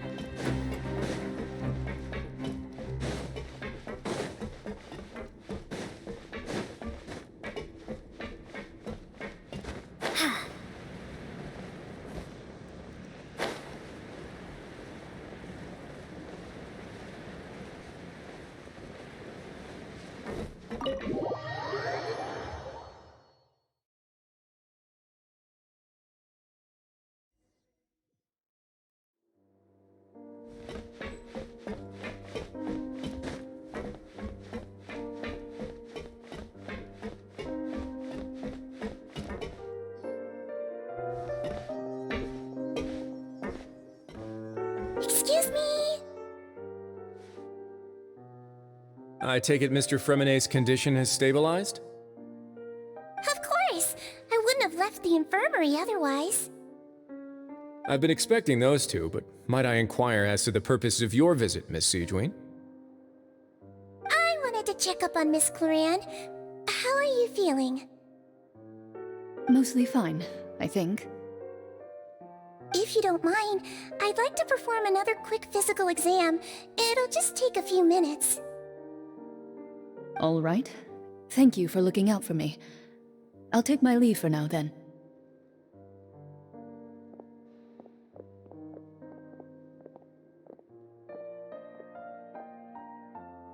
Well, want to explain yourself, Risley?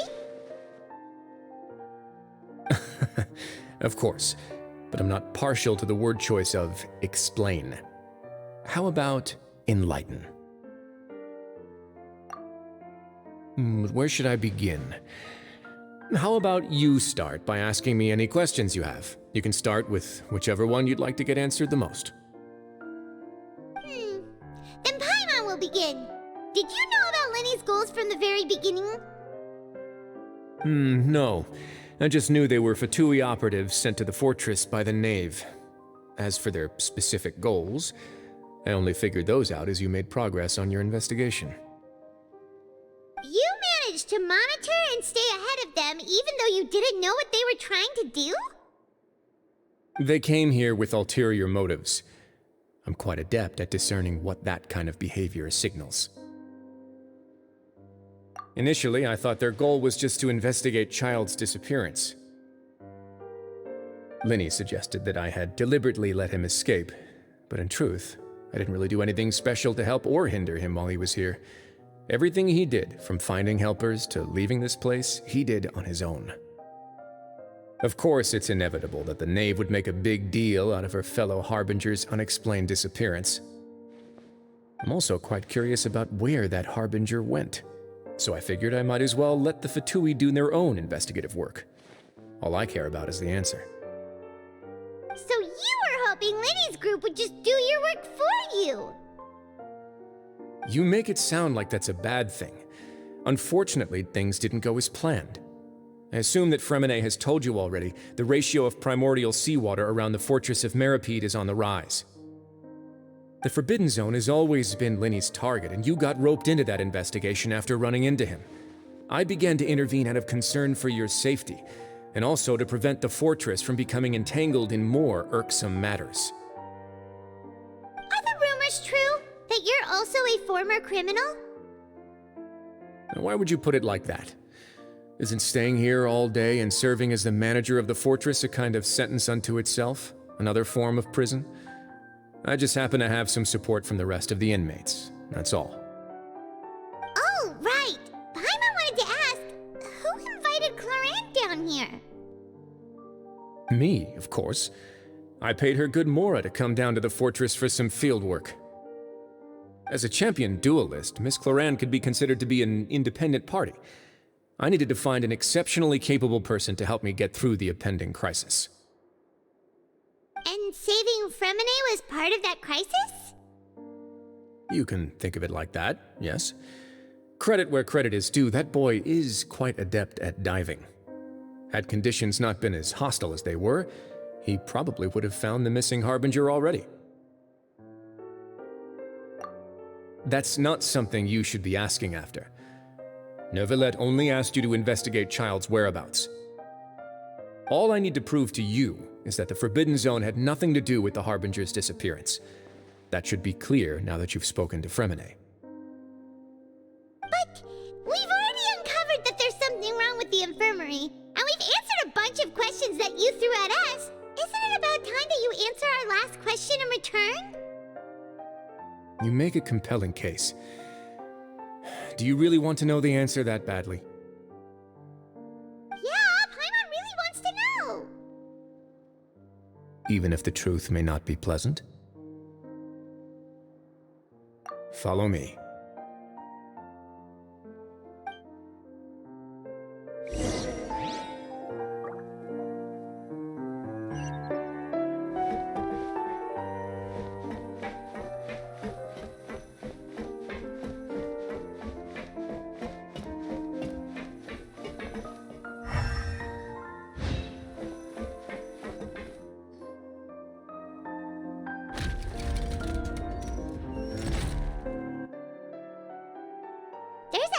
big door here?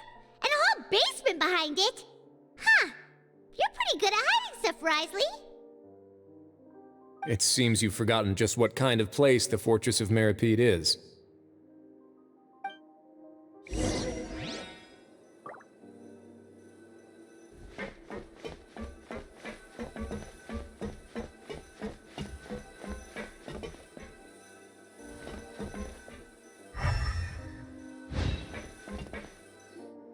Stand on the central plate.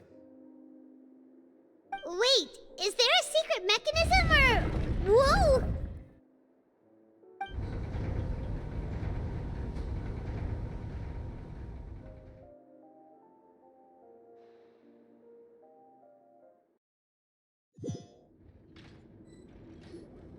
So, this is the Forbidden Zone? Honestly, for a place so well hidden, Paimon sure doesn't see anything special. What a huge door! There are 3 such isolation gates in total. Generally speaking, I'm the only one who's allowed to go inside. Hence the name Forbidden Zone. Am I correct to assume you're going to run on back and tell your little Fatui friends everything? Well, Paimon wasn't thinking of keeping anything from them. Well, I'd advise you wait until you've seen the whole truth of this place for yourself before deciding whether or not to tell them.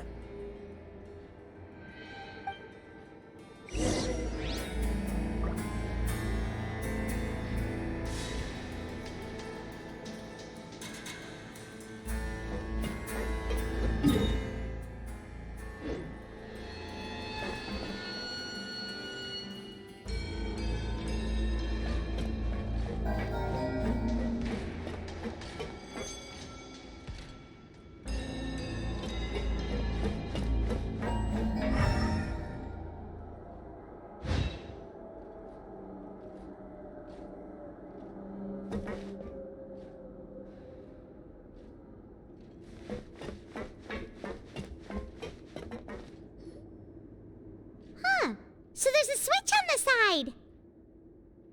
Stand back.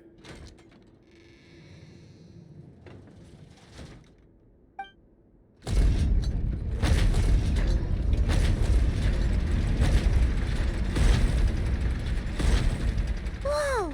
They all just went up one by one. Go on, have a look.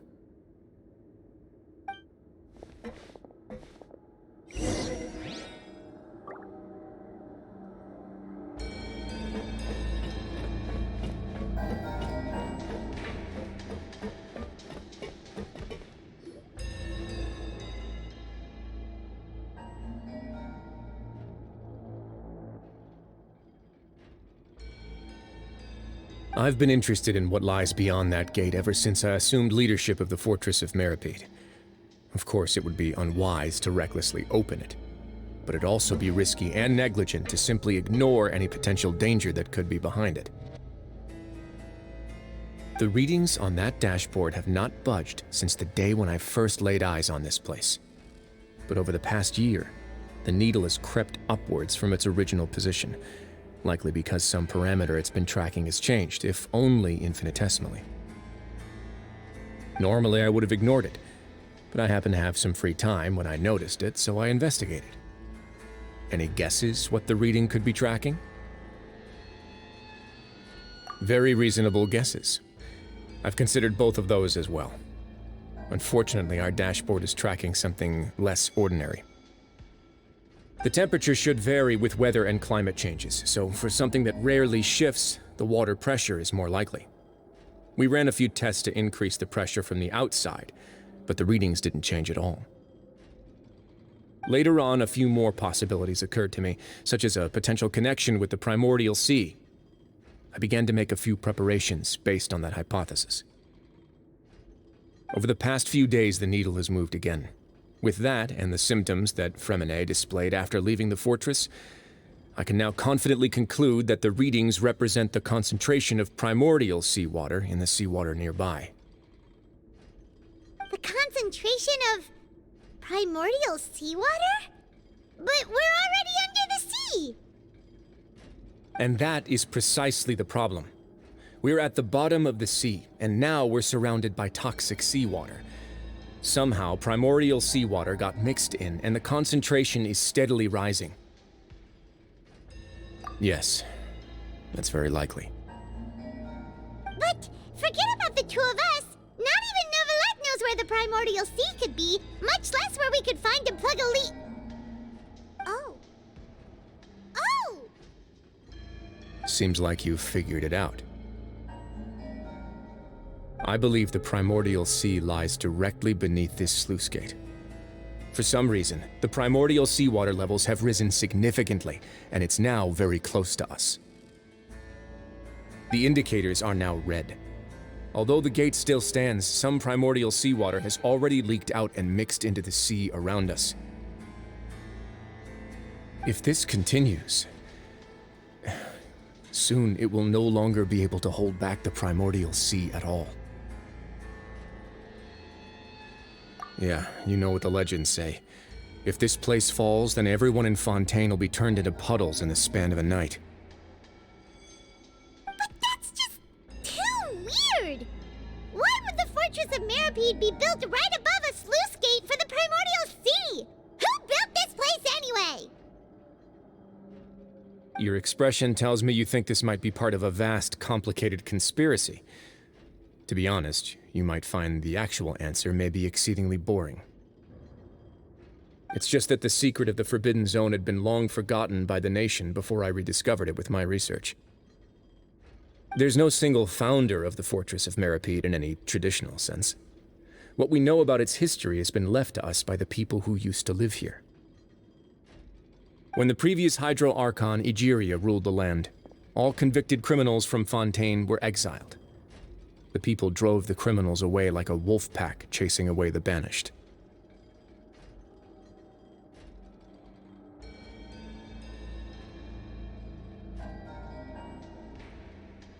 The criminals received no sympathy of any kind from the people. They were exiled to the desolate seaside, where they experienced only pain, struggle, and the bone-chilling cold. Some of them began to repent and prayed to the Hydro Archon, asking if there was still anything they could do. The Hydro Archon took pity on them and said, "You may go guard my secret, deep underneath the waves." And so, leaning on the power of the Hydro Archon, they gathered underneath the sea and began to build a fortress. They became a community down there in the deeps, and over the years helped it to grow. As the number of exiles increased, more and more people joined the community. When the first group of exiles died, they left the yet unfinished fortress to their successors. The Hydro Archon continued to lend her support, allowing the fortress and what it stood for to continue growing ever larger. Before long, this dark underwater fortress became the sinner's only home. And with that, the people here stopped referring to the fortress as a prison. They saw themselves as repenting sinners who would regain their freedom once they had sufficiently redeemed themselves. But as time went on, people also realized that the fortress was a lonely place. Once they had gotten used to life here, they could no longer feel comfortable living in the overworld. Once they had finished serving their sentences, some people left and some others chose to stay. They'd find some idle position and let their withered souls fade away with the ancient secrets of the past. After many, many centuries, few people still remember the reason for the fortress's founding. Now they just see it as an integral pillar of Fontainian society, as the place where criminals deserve to be sent. Now and again, researchers manage to break one law or another and live out their days in the fortress. I learned all this from an elderly historian. Everyone else just thought he'd made it all up. But now you know every part of that history is true. Indeed. It's just as the prophecy says.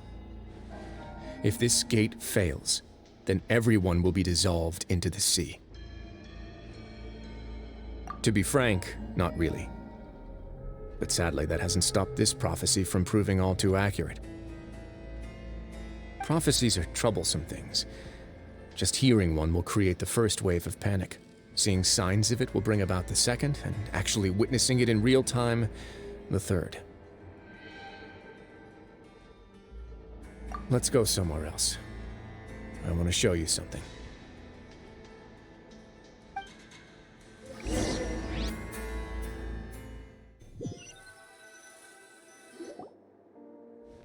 This is it. Your Grace, perfect timing. The results from our last round of experiments have... Wait, Jurier, he's not alone! Huh? Lorvine and Jurier? No need to panic, you two. I've already told them about our plan. What?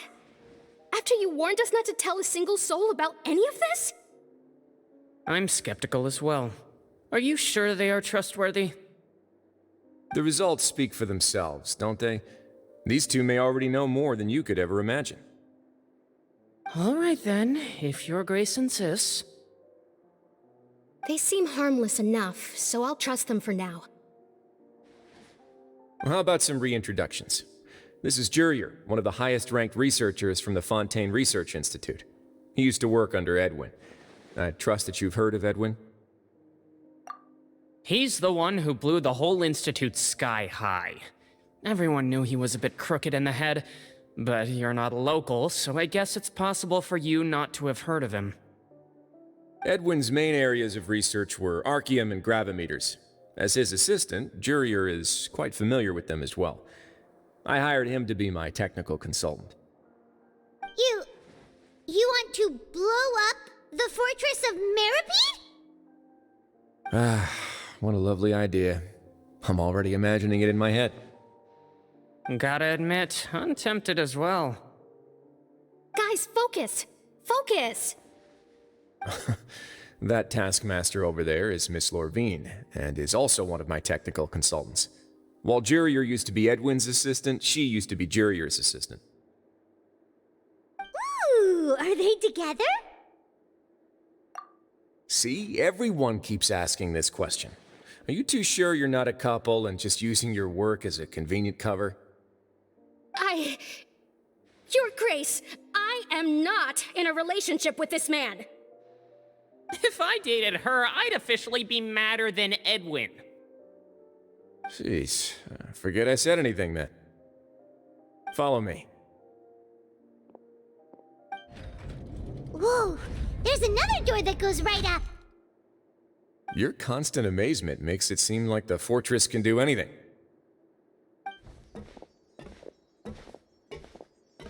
But Paimon really thinks everything's super cool.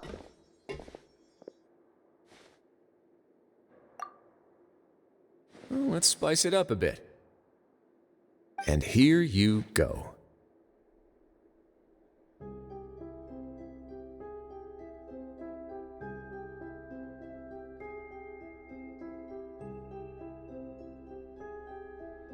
What a huge ship! This is also a production zone that Paimon's never seen before. What's going on? How much do you know about Fontainian history? Not much at all. Well, then maybe you haven't heard the story of ancient Lemuria. To give you a quick rundown, Fontaine used to be ruled by the Lemurian dynasty. According to legend, the Lemurian king Remus came to this land after being inspired by divine revelation and found the seer Sibila, who had taken on the form of a golden bee. Taking the golden bee with him and riding on a huge ship, the Fortuna, he created his nation above the surging waves.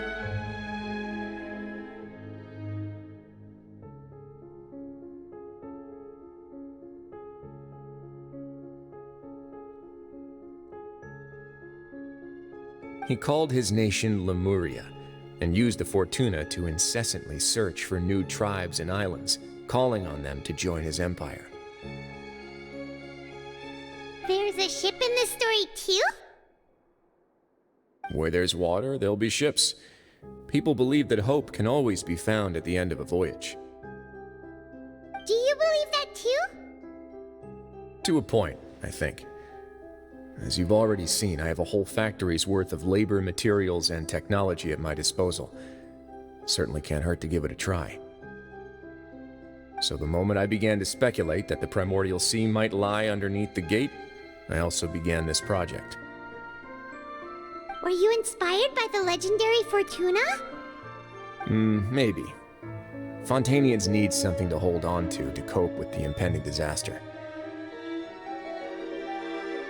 Were the workers to find out the truth behind this ship, riots would destroy the fortress faster than any catastrophe. As the fortress's administrator, I'd never make such a reckless call. Alright, that's enough talking for now. I'll need another 3 cups of tea to soothe my throat. Do you have any other questions? Seems like you're good. Come on, I'll take you back.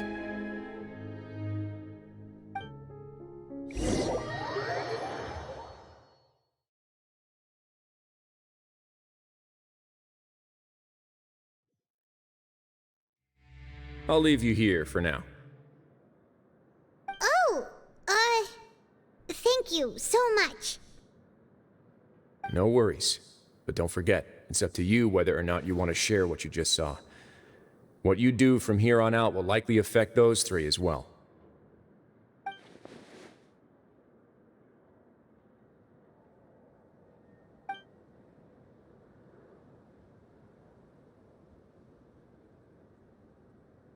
Yeah, we'll put a lot of thought into it for sure. Great. I look forward to what happens next.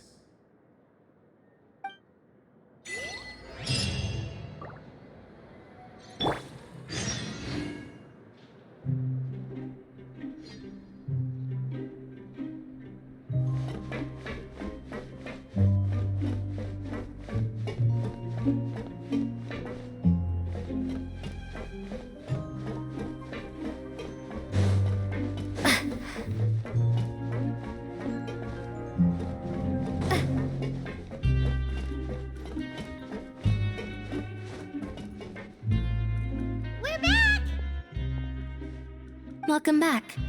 Do you want a cup of tea? How can you be so much like Risley, always drinking tea? Huh. Actually, now that you mention it, I just remembered something now. While I was sedated, I could still barely hear 2 people talking next to me. They were discussing everything, from the leaves to the water and even the teacups themselves. Must have been Risley and Sijween. Yeah, I heard 1 male voice and 1 female, so it should have been the 2 of them. They really were just talking about brewing tea. I really can't make sense of this place. So, Traveler, Paimon, were you able to learn anything from Risley? Yeah, he explained everything. Very well. Then, would you mind checking your answers against my speculations? Yeah, I took the time to rest, so I'm feeling a lot more relaxed now. Nobody else is around, and Miss Sijween is also busy with something or other, so let's just talk here.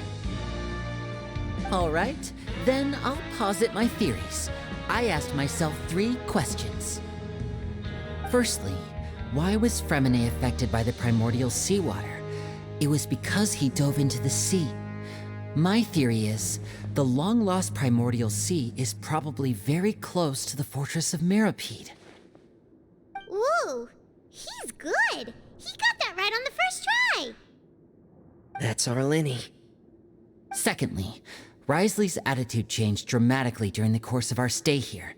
He ignored us completely at first, then suddenly roadblocked us. Why? I spent quite a long time thinking about this. If he has been monitoring the Fatui since the very beginning, he probably ignored us at first because he was hoping we could find Master Child for him. What's more, the Fortress of Mirapede is not part of Fontaine's court system, nor does it report to Udex Nervulet. Risley is basically the king of a no-man's land.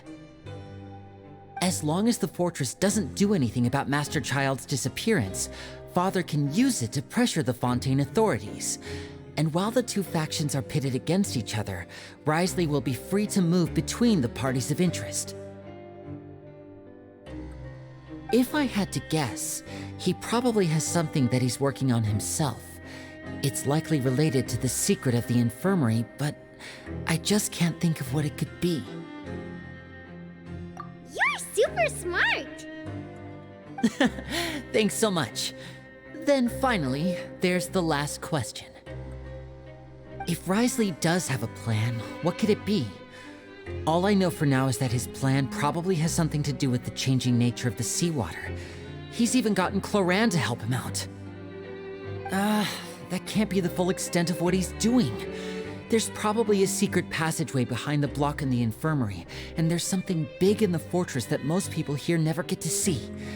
He has a bargaining chip, and it could be important enough for Father to deal with him directly. I don't have enough information, so I have no idea what his chip might be. But let me guess. You have the last piece of the puzzle.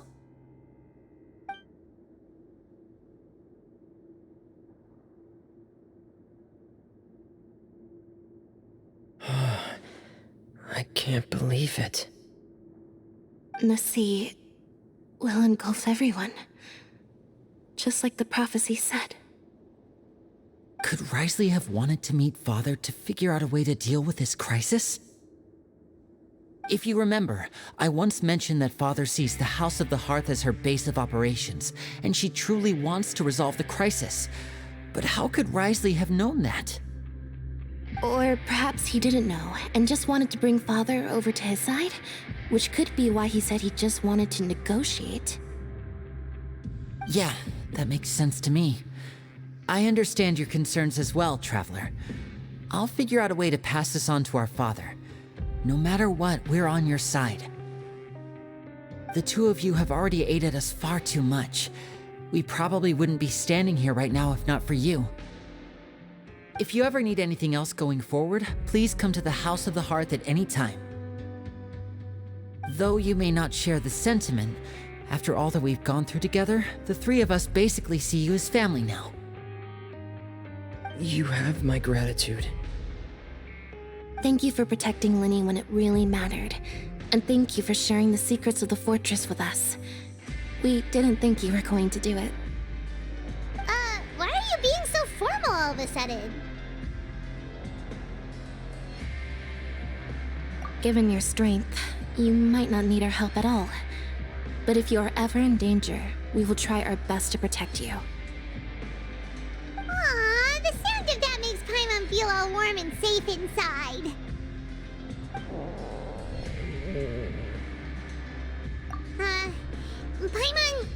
Paimon's hungry. Oh, you've done so much already. Go get some food. Alright, then we'll catch you guys another time.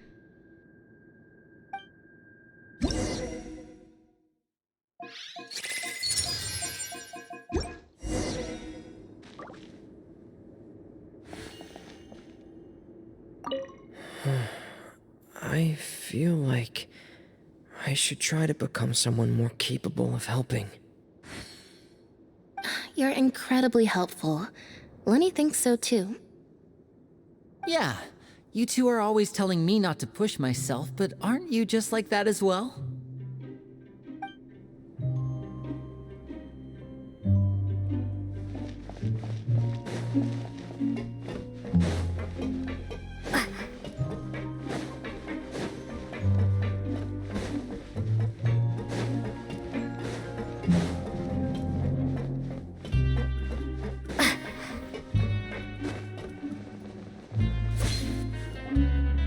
It's time for dinner.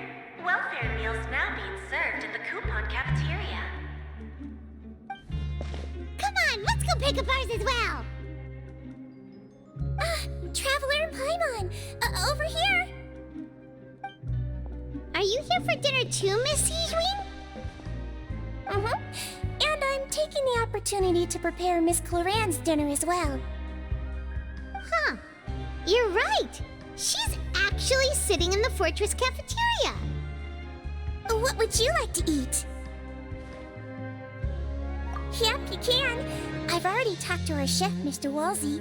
It's all on me today, so you can get whatever you'd like.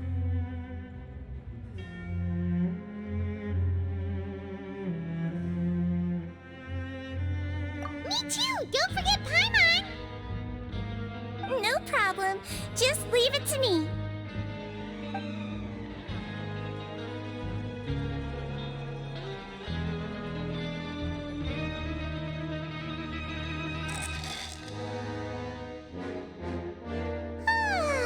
So delicious. Is this how it feels to be freeloaders? Wait a second, we did do plenty of work after all. Feeling full yet? How's the food? Delicious.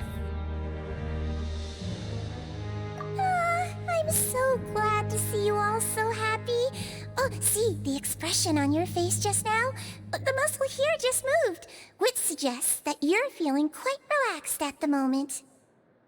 Sigewinne, do you do this to help your patients or to better understand human beings? A bit of both, I suppose. I'm a Melusine, which means I'm very different from human beings. I must know what you're thinking if I want to take good care of you. You're really good at taking care of people. Even though you're so short, you still talk and act like an older sister. Really? You're reminded of an older sister? That's great to hear. Oh, and what did you mean back in Risley's office? When you said that you were protecting Linny and his siblings as well? Oh, that. I just asked His Grace to look out for those children, especially that diver boy. I was getting a bit worried after hearing that something was wrong with the water. Thankfully, Glorand is very strong and managed to save him in the nick of time. His Grace also sealed the pipes after Glorand left, to make sure that Linny wouldn't impulsively chase after his brother. Although the path was blocked, we still stationed some guards there to stop anyone from approaching. They were instructed to only open the door once Miss Glorand had returned. Oh, and I was keeping an eye on Mr. Linny as well. We had to press him, but we couldn't allow him to be in any real danger. You were all super considerate and really thought everything through. It's just what we do down here at the fortress. At least this has been His Grace's style for as long as he's been the leader. Oh, I really wish Monsieur Nervula would come down here more often too. I feel like he'd like it here, with all the darkness and chaos.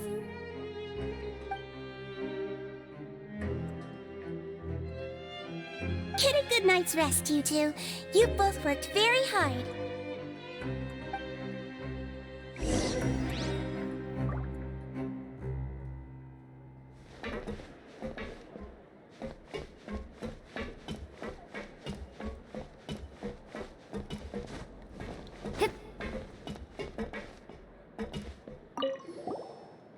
Glorand! Ah, it's you two. How's dinner? It's all right. Miss Sigewinne really put in a lot of effort. So we heard that Risley invited you to come down to help, and you saved Fremine too! You sure work super fast! Oh, it was child's play. Still, Paimon didn't know even champion duelists could take on side jobs. Oh, and why aren't you eating with Sigewinne and the Duke? Won't you get bored eating by yourself? Miss Sigewinne was with you, and the Duke has business of his own. Actually, didn't Navia say that you went out for dinner with her as well? Yeah. First time in a long time. First time in a long time? So you mean you've gone out to dinner with her in the past? In the past, yes. You seem to be enjoying yourselves here.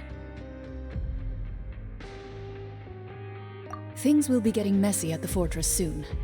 Don't run around unnecessarily.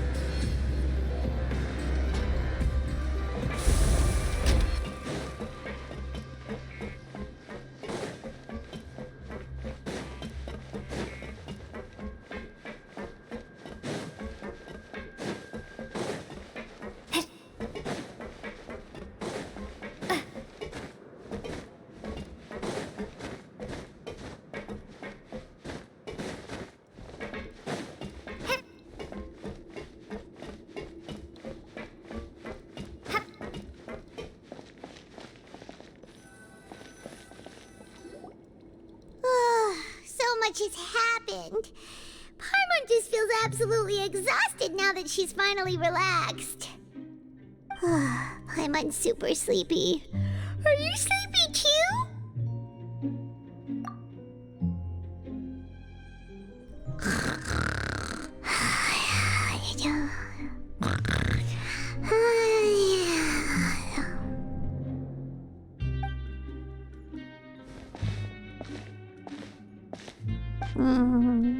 Delicious. Paimon wants seconds for free.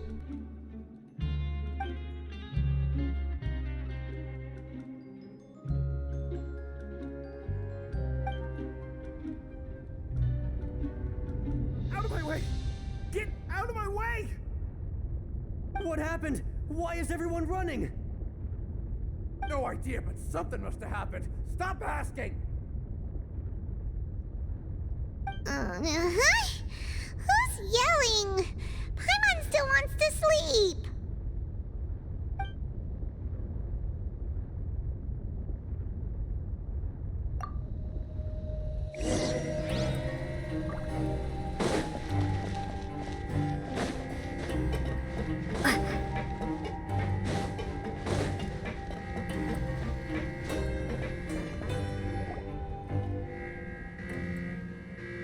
What happened?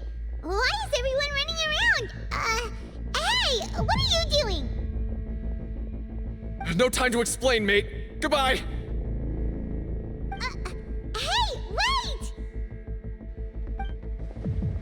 What's wrong with these people? They won't even talk to us. They're here! There you are! Oh, thank goodness! Quisto and Lavaroon, do you know what happened here? We came here especially to inform you. Something seems to have gone terribly wrong just now. His Grace is telling everyone to evacuate and get out of here. Lavaroon was saying you two are new here and you don't have many friends, so you might slip through the cracks. Haven't you heard all the stories like that? An evacuation is successfully completed, yet you only find out once you do a head count that 1 or 2 people are missing. Wait, weren't you the one who brought that up? Why is it suddenly my idea? Hey, shut up! Okay, whatever. The point is, you should come with us. Yeah, he said to get as far away as possible, upwards and outwards. Oh no, it can't be that thing! Whoa, wait, what? What? Hey, where are you going? We have to go find the Duke! You two just go and get out! Go on without us! Hey, hey! Be careful! Attention! Please evacuate upwards and outwards, upwards and outwards. If you're already at the topmost layer, then try to move as far outwards as possible.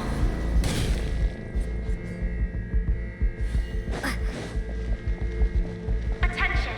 Please evacuate upwards and outwards, upwards and outwards. If you're already at the topmost layer, then try to move as far outwards as possible. What are you waiting for? His Grace has asked everyone to evacuate outwards as quickly as possible. You should get a move on. Attention! Please evacuate upwards and outwards, upwards and outwards. If you're already at the topmost layer, then try to move as far outwards as possible.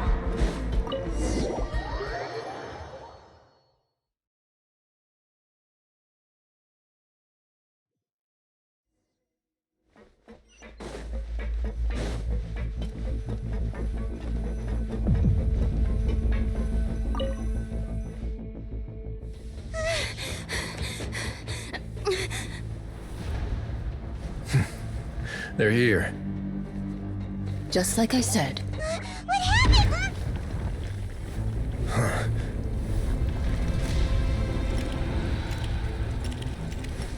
You're just in time. But be ready to run.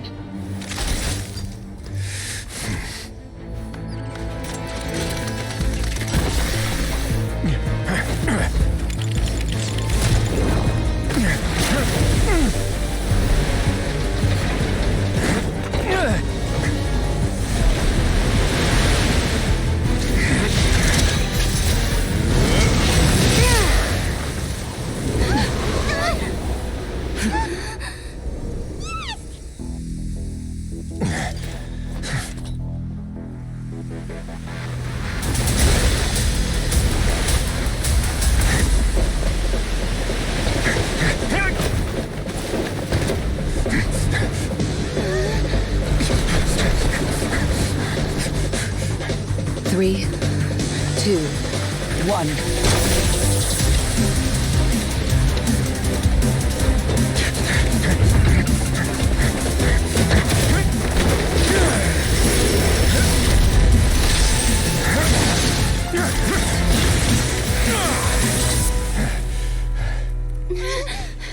This won't hold it for long. Find Neuvillette. Tell him the defenses are about to collapse. Then what will happen to you? Until he arrives, we're the last line of defense.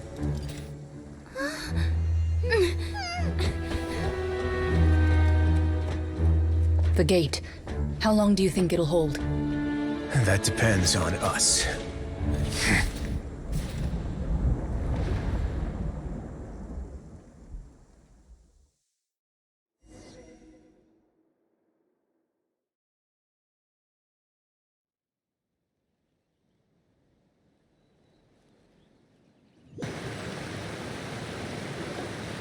Neuvillette?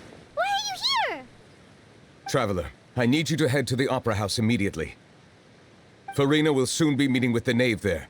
You must protect Farina, and make sure she doesn't spend too much time alone with her. Will do. You have my sincerest gratitude.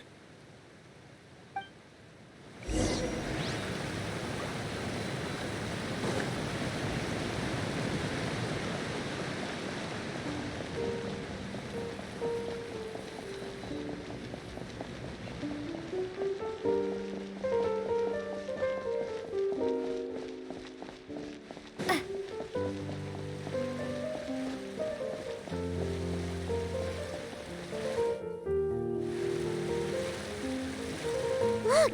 There are a ton of Fatilian Palais Mermonia people over there! The knave is probably here already. We need to hurry! Are you two the traveler in Paimon? Monsieur Neuvillette has left instructions. Please follow me. Though I'm sure he's already explained, this should be a mostly cordial conversation, unlikely to give rise to violence. But it would be most appreciated if you could protect Lady Farina to the best of your abilities.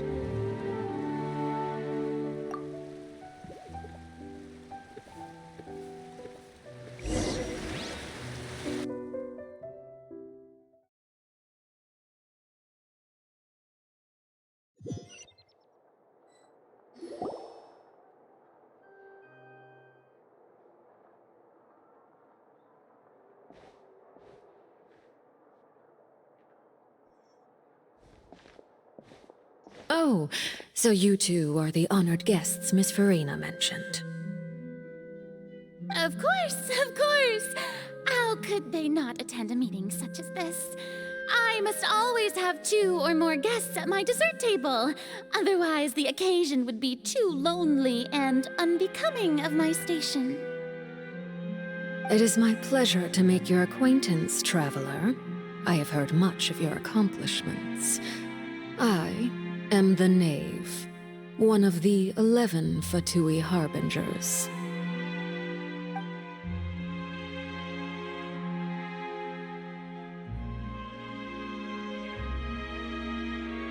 I've already prepared seats for you. Come, sit beside me. Perhaps you two are unaware of how Miss Farina and I do things. You see, we actually recently agreed to get together for tea when we had the time. See this? This is a limited type of confectionery that Miss Farina simply adores. There are only 16 slices sold every day. Here, why don't you and Paimon have a taste?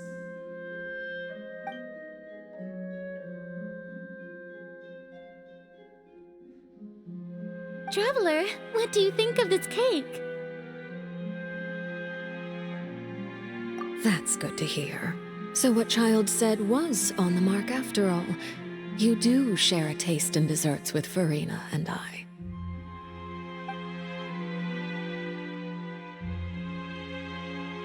I wonder how he's doing nowadays. You must have heard, right? He's suddenly gone missing. I'm really worried about his safety, you know. Here's to hoping that he's an excellent swimmer. Since we're talking about him, I feel like I should add something. his martial prowess really looked certainly pretty impressive, yeah.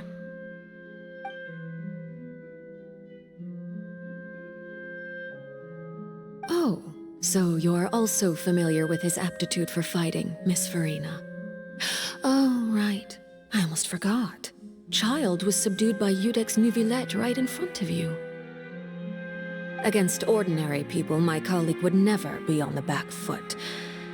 But alas, he just never imagined he'd run into such a person. I must express my admiration for Monsieur Nuvillette.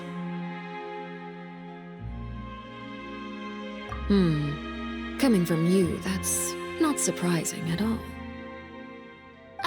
But I thought you would be happier to hear the news. Of course, but it's still a bit of a shame. You see, I would have been far happier had I received this news somewhat earlier. As you well know, a long time has passed since Child disappeared. Well, in any case, there's no need to worry. We know for sure that Child is still alive.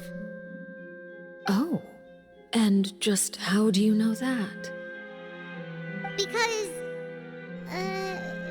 we found evidence that proved he left the Fortress of Mirapede.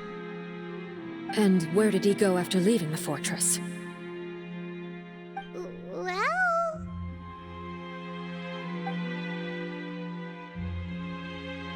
The Fortress of Mirapede lies deep beneath the waves. Unless he pranced right out of the main gate, he must have had to swim for it. Do you have any proof that he surfaced safely?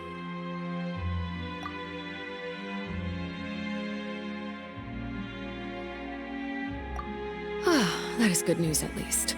His sister Tonya sent a letter to Fontaine not too long ago. Since he was unfortunately unavailable, I picked it up on his behalf. Do you have any idea how he usually writes back to his family? Dear Tonya, your letter made me feel like we were still enjoying our time in Snezhnaya together. I'm currently admiring the scenery on the streets in front of the opera house. Is it something like that?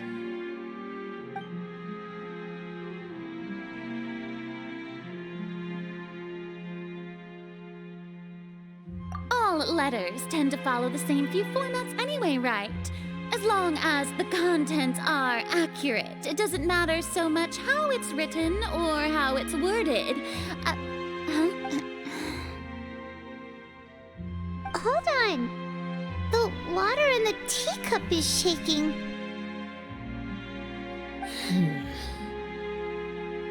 I suppose this is also a sign of things to come, Miss Farina. I don't quite understand what you're trying to say. Have we entered into the next stage of the prophecy?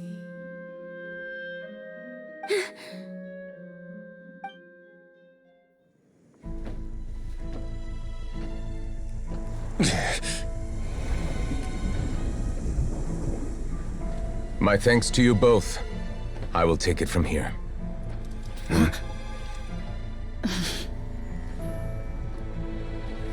Sure you don't need a hand? Quite sure. Wow. So, what's your secret, huh? Let me guess. Nah, who knows? Maybe it's just your sense of responsibility. Sounds about right.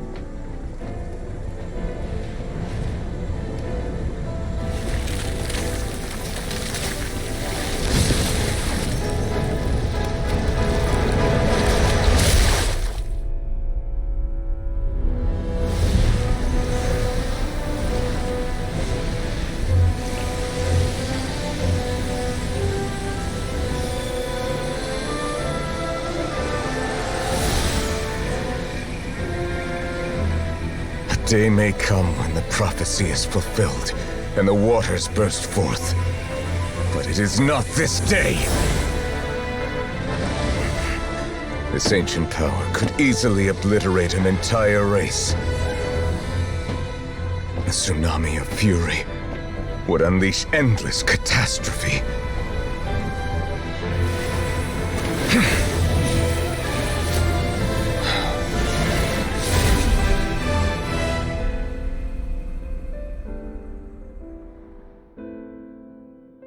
This sentence is too severe. Forgive me for overruling it.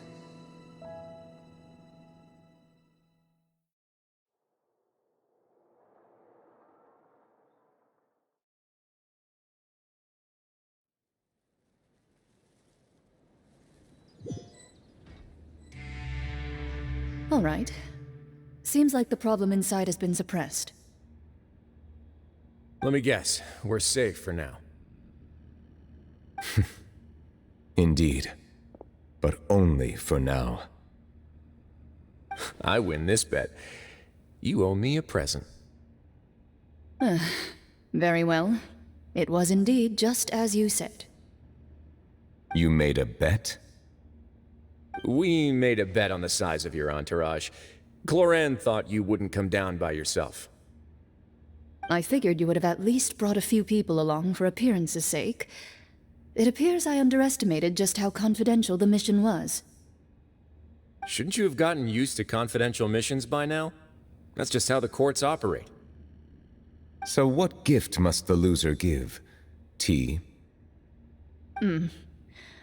He already has tons of tea in his office. I'm thinking about a set of legal codices. That wouldn't happen to be a dig at my lack of legal awareness, would it? Well, I'm sure His Grace doesn't consider the fortress to be outside the law. I was under the impression the residents of a place like this would be uninterested in the legal codices. That was obviously a joke.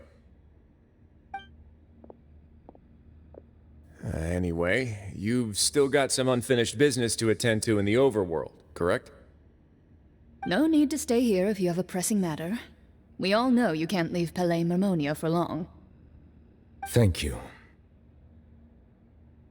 I hope everything went smoothly with the Fatui Harbinger.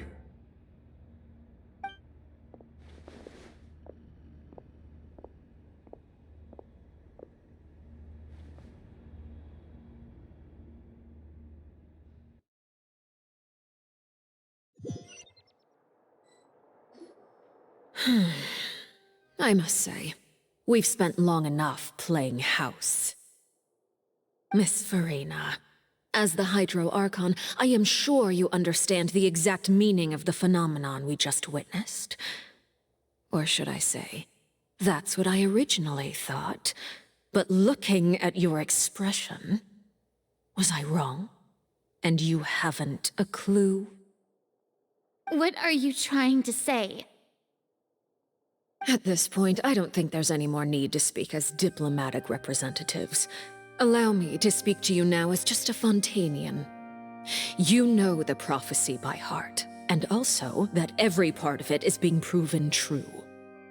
Yet, here you are relaxing, drinking tea, and eating desserts as if it's all nothing more than a few stray bugs in your garden. Do you really think that's acceptable? The prophecy's hanging above our necks like a guillotine. Every faction is looking for a way to either avert the disaster or save their own. Even the orphans of the House of the Hearth have devoted everything to saving their homeland. But you? It beggars belief just how nonchalant and carefree you have been. From the very beginning, you, the god Focalor, you have utterly failed to take action. You're wrong. I've never ignored the prophecy, nor have I just been passing the time in self-indulgence. Retract your accusation and stop doubting the wisdom of the gods with such absurd conjectures. I am not alone in my doubts, you know. All the children of Fontaine may be harboring the exact same thoughts right now. Oh, great Hydro Archon. How are you going to save them? Save us? How are the people you've sworn to protect supposed to survive in a land that will soon disappear beneath the waves? I have my ways, and I've been working on them for all this time. Even if you look down upon me, you have no right to judge me. Fontaine will be saved. Even if I still cannot see the true future right now, As long as I continue on as I am, I will be able to hold my head up high!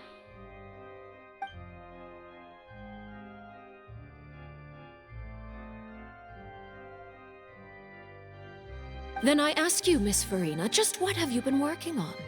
Where can we see it, and what is it doing to help?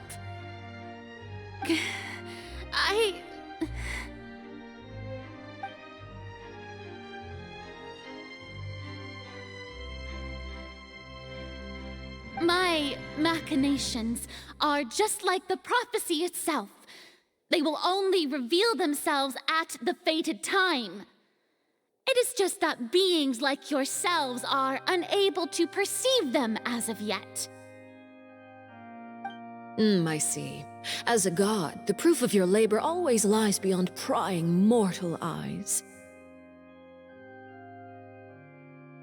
Allow me to be so bold as to ask another way. Would it be possible for you to tell us the parts of your plan that are not confidential? Such as your emergency response plan for the impending disaster? An emergency response plan? Oh, that look in your eyes. Have you not even prepared one of those? The emergency response plan is also strictly confidential.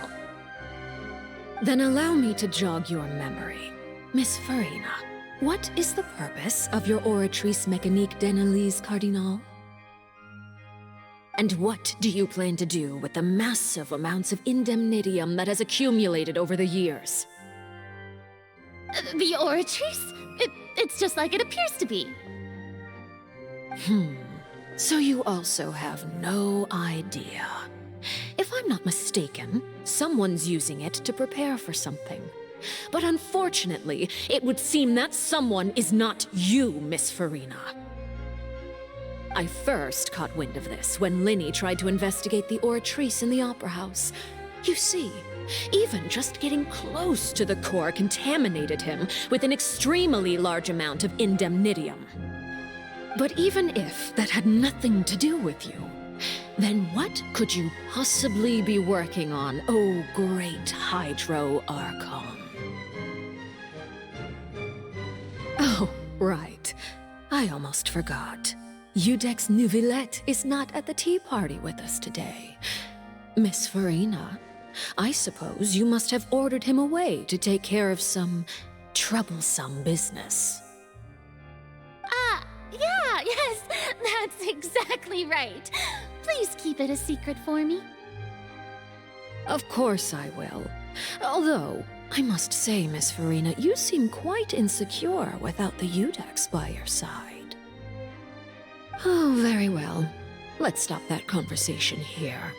There are still a few slices of cake left, so please, help yourselves, everyone.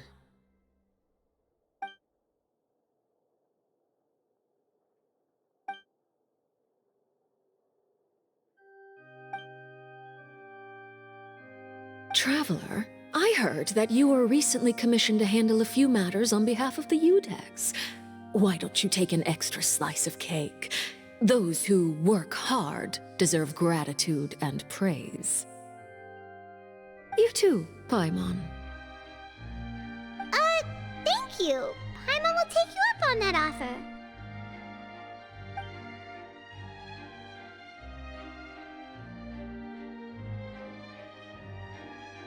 Oh, Paimon's super full. That cake was great. If it's on my tea table, it must be of the highest quality. Yes, and we must thank the knave for bringing these over as well. You're welcome. I'm sure the cake also felt greatly honored to be featured at Miss Farina's table, and I was merely catering to Miss Farina's tastes, seeking a chance to chat over tea. It is getting late. Why don't we call it a day? There are still a few matters that I need to take care of, so I must take my leave now. Very well. We'll end it here. Mind seeing me off, Traveler? We could use the opportunity to discuss Child before I must be on my way. Paimon's coming too!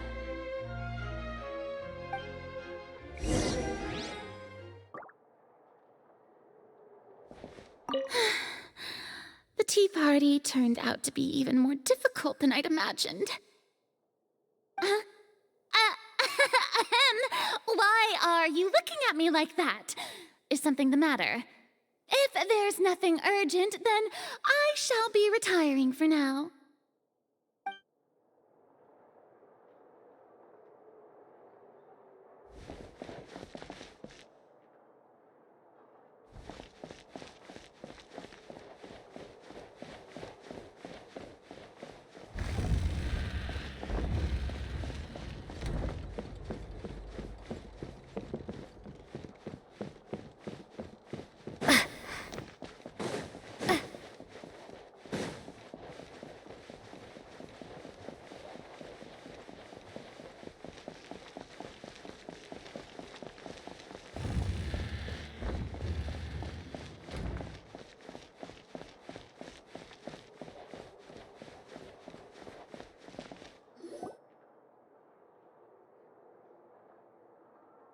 I'm glad that you were willing to come with me. Of course, Child was just an excuse. I have no interest in your dealings with him. That's what Paimon thought! You lent your aid to the children of the House of the Hearth. As their father, I would like to express my gratitude. Do I look like an irresponsible father to you? The House of the Hearth is very important to me. You should know that I care deeply about my children. That was all. Formal topics should be discussed in formal settings, and informal topics in informal settings. I know you just returned from the fortress of Meripede. Relax. I have no intention of trying to get anything out of you. Linny, Lynette, and Fremine are still there, and I trust their judgment and abilities. They've all been working very hard and have always done all they can to fight back against anyone who tried to stop them, especially Linny. You mean Wriothesley. He's a tricky one to deal with. It's unfortunate that Linny's so eager to prove himself that he can't learn to rely on others, including me. By the way, and you can just consider this a bit of idle gossip, but what's your impression of Furina? You are outside of our disputes, and the freest person in all of Fontaine, able to move around most easily. Allow me to share my perspective with you. And that's everything that happened during the trial. Master Child was declared guilty and immediately transported to the Fortress of Meripede. Didn't he say he was coming here on vacation? Does he not feel an ounce of shame for all the trouble he has caused? Forget it. He did give us an opportunity. I will be meeting someone shortly. Do you require help with any preparations? No need. I will take care of it myself. I need to meet with Furina, the Hydro Archon. She is at the heart of Fontaine. But what's fascinating about her is that she often seems more like a celebrity than a working Archon. Oh, come over here, you little critter, you!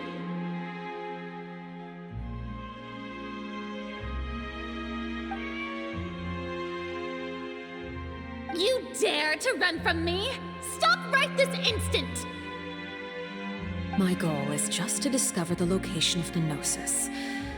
But I didn't expect the chance to approach Furina to be handed to me on a silver platter. This is so easy, it's actually making me a bit suspicious. Anything left unguarded is usually just bait. But no one will blame someone for taking the bait. After all, from the moment it was attached to the hook, the bait is meant to be sacrificed.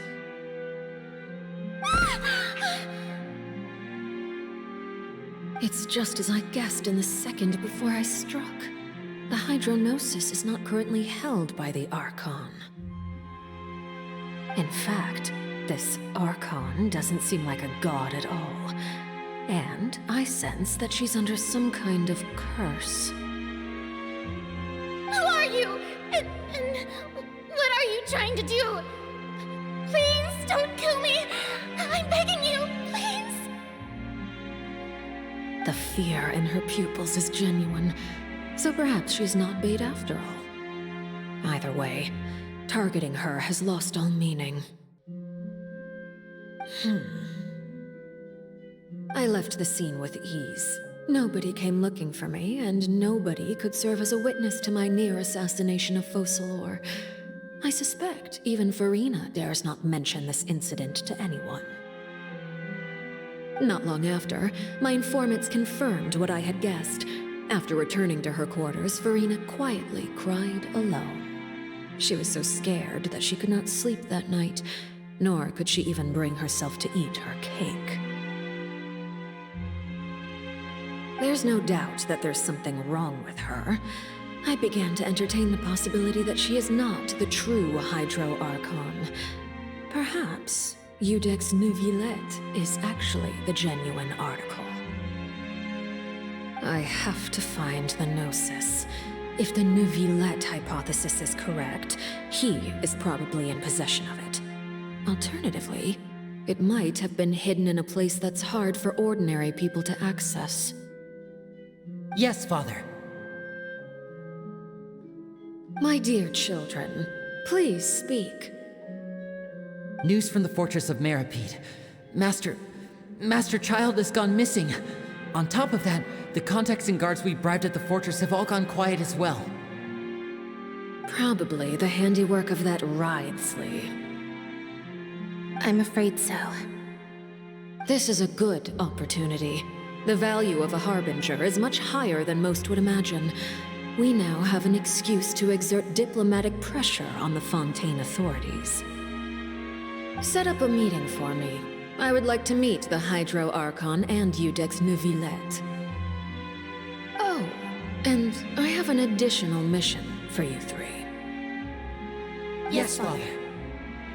Tartaglia's disappearance was not a part of my plan, but I can use it to make a breakthrough. With this as my excuse, I can ask for an official audience and continue my investigation of Farina and Iudex Neuvillette. The initiative belongs to the House of the Hearth. My wish to investigate the fortress of Meripede will be a front. Linny and his group will be responsible for the actual intelligence gathering.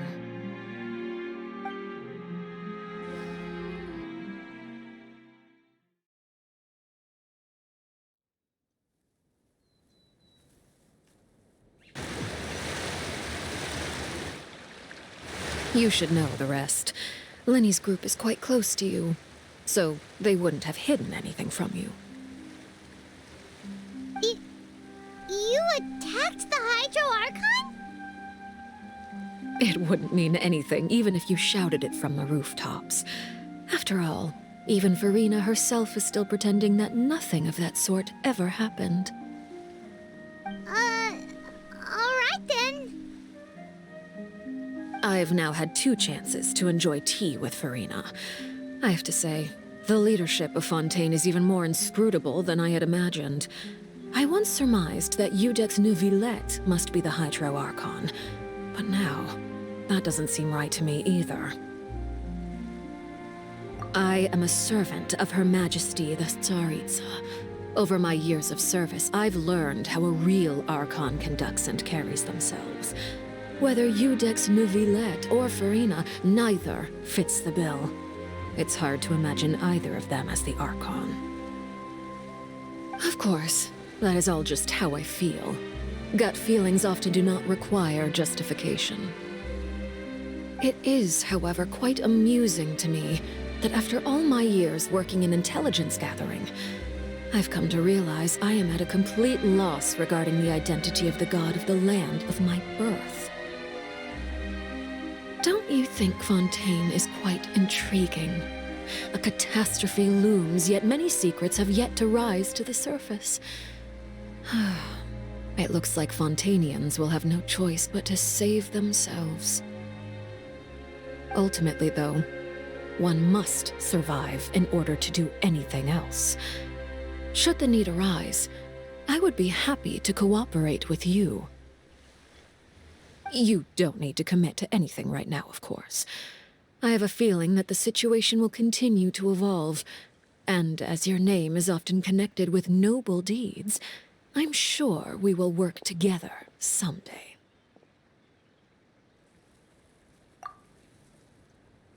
He certainly returned quickly. You must want to catch up with each other, so I'll leave you to him.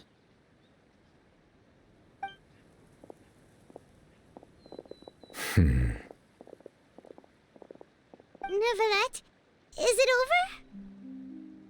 For now, yes. But this issue will prove quite thorny in the long term.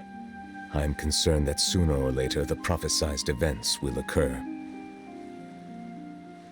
Thank you for protecting Furina. To put it simply, I used my power to force back the Primordial Sea and reseal the sluice gate.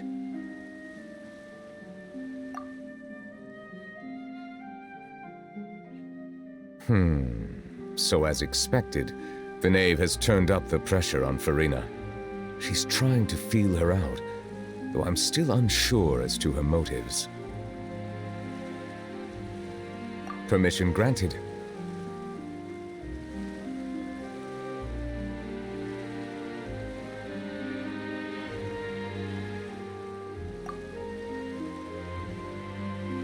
Whoa.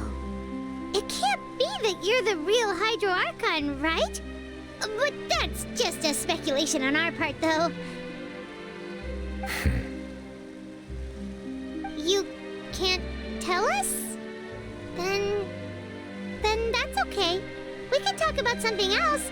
We won't try to force you. You guys in Fontaine are super strange.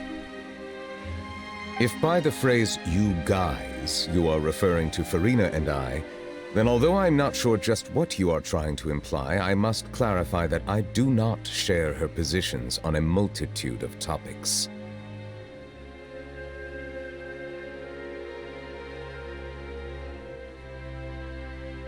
I believe so.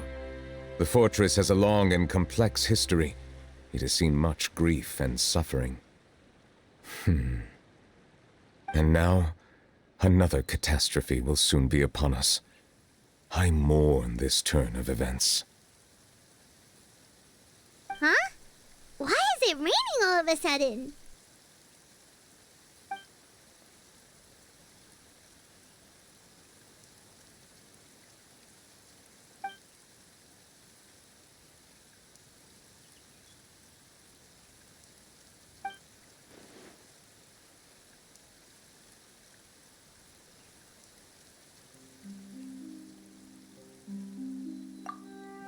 You may be closer to the truth than you think. Oh? And what are you thinking?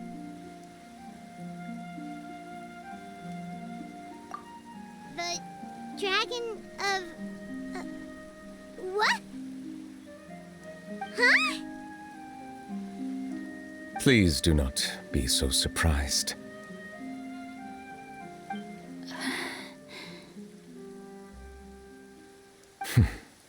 Furina?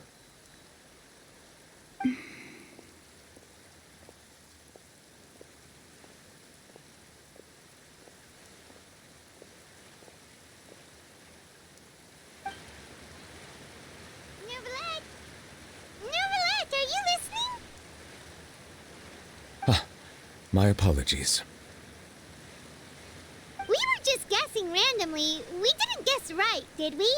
You're not actually the dragon sovereign of water, right?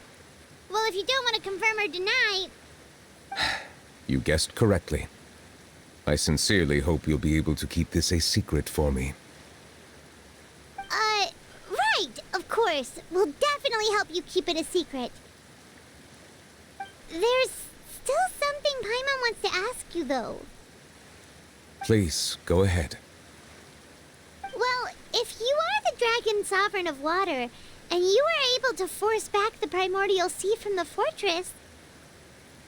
Then since Fontaine's prophecy is all about seawater, couldn't you just use your power to solve the crisis? None of the currently living dragon sovereigns in the world, myself included, possess our full dragonhood. They say that when the first usurper arrived on Tivat, they seized a part of the dragon's power. Today, that stolen power is the basis of the Archon's authorities. There are 7 elemental archons and 7 matching dragon sovereigns. The dragon sovereign of water who lived through that era perished a long time ago. As their successor, I know far less of that part of our ancient history. In any case, I believe I will not be able to do much unless the Archon disappears and returns their elemental authority to me. Given the status quo, however, I would recommend finding another way to deal with the prophecy. Oh, so even you can't solve it. I still have some urgent matters to attend to at my office. If you have any more questions regarding ancient history, you are welcome to discuss them with me at a later time. Please go right ahead. There's a place that Paimon wants to go too. Traveler, why don't we pay another visit to the Fortress of Meripede?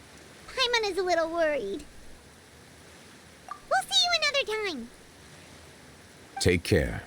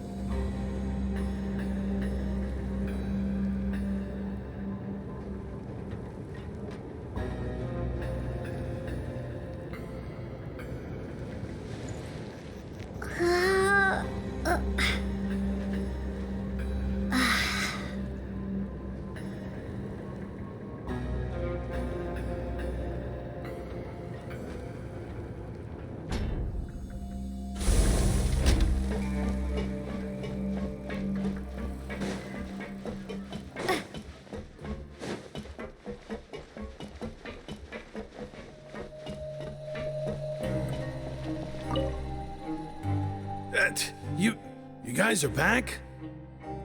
Quisto! Lavaroon! You guys didn't get caught and thrown back down here, right? Huh?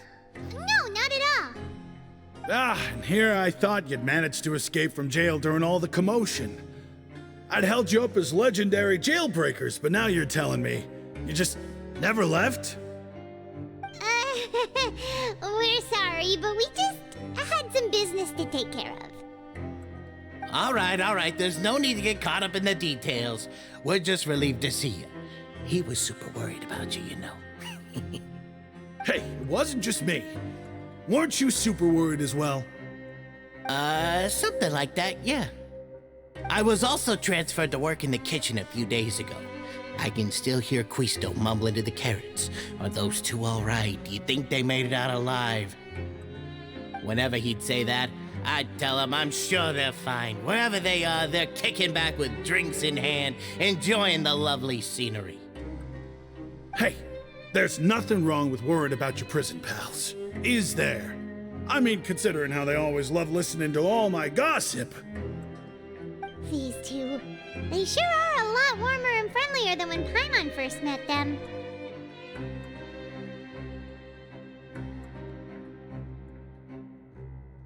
Oh, well, if you say so. I'll be watching you to make sure you finish every last bite.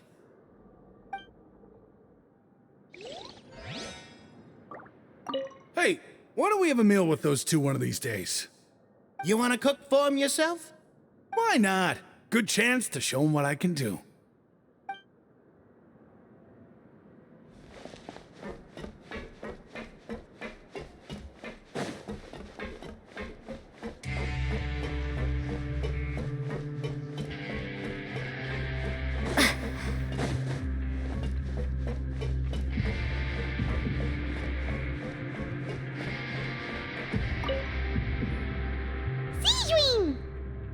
Traveler! Paimon, you're back!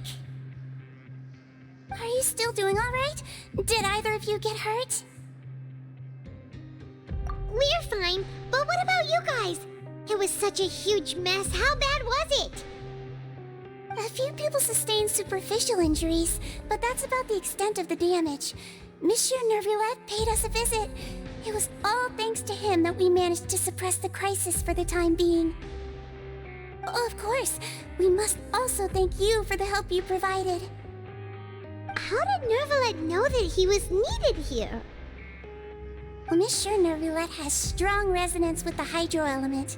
When the water level rises, he can feel the waves produced.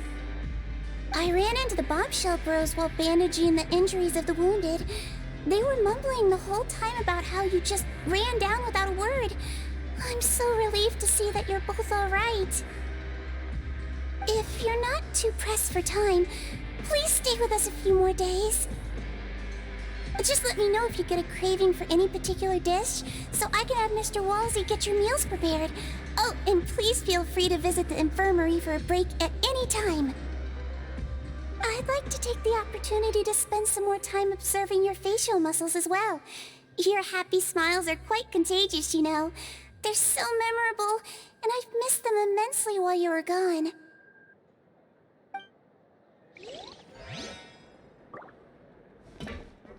If you can find the time, please stay at the fortress for just a while longer.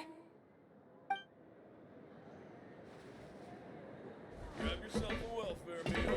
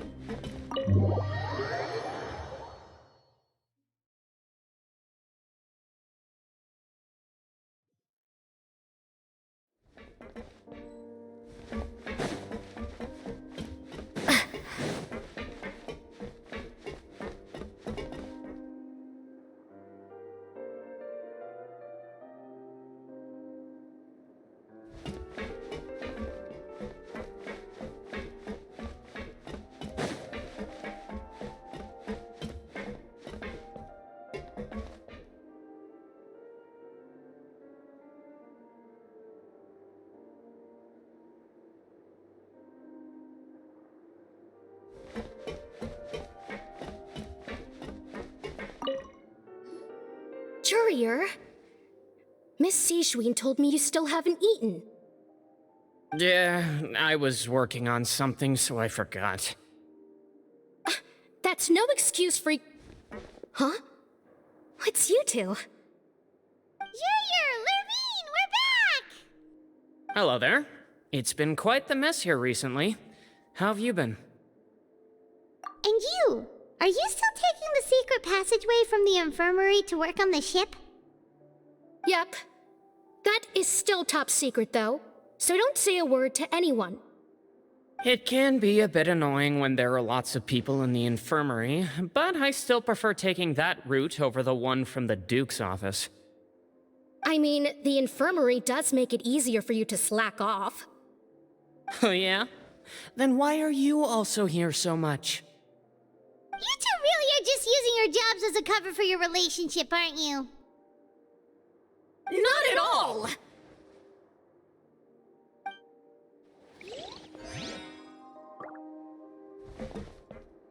Courier, the rumors about us are literally everywhere now. Please do something about it. But it's not like I caused them by myself. All right. I'll try to do something about it when I can find the time.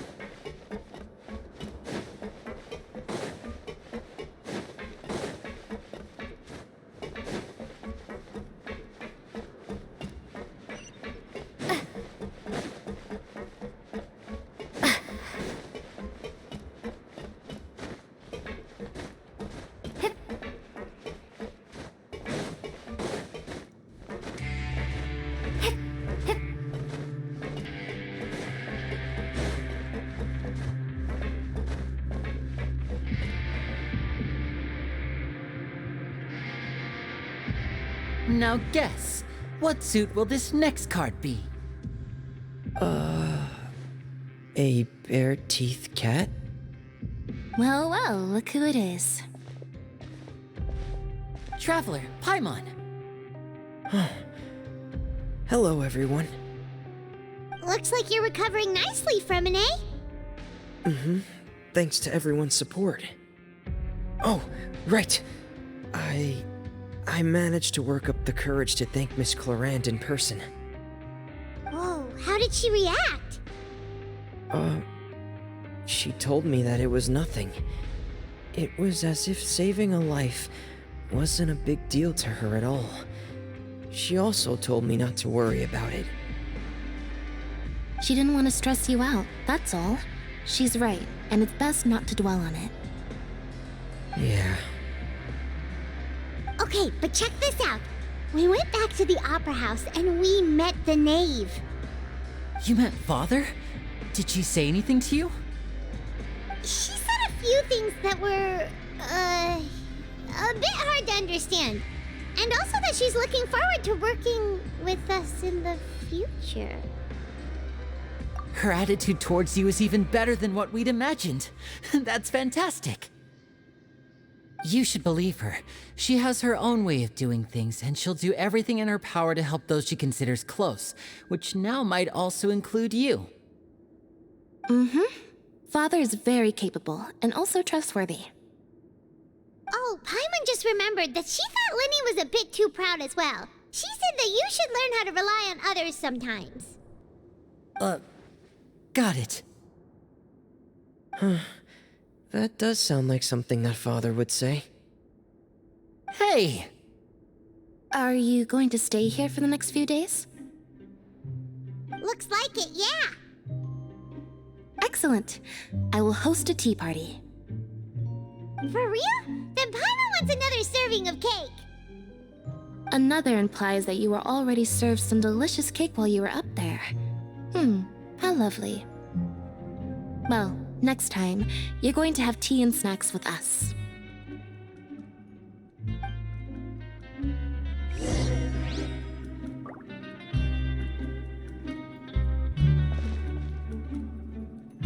We should start preparing that tea party. Oh, that's a great idea. I'm all for it. I'll help you set it up.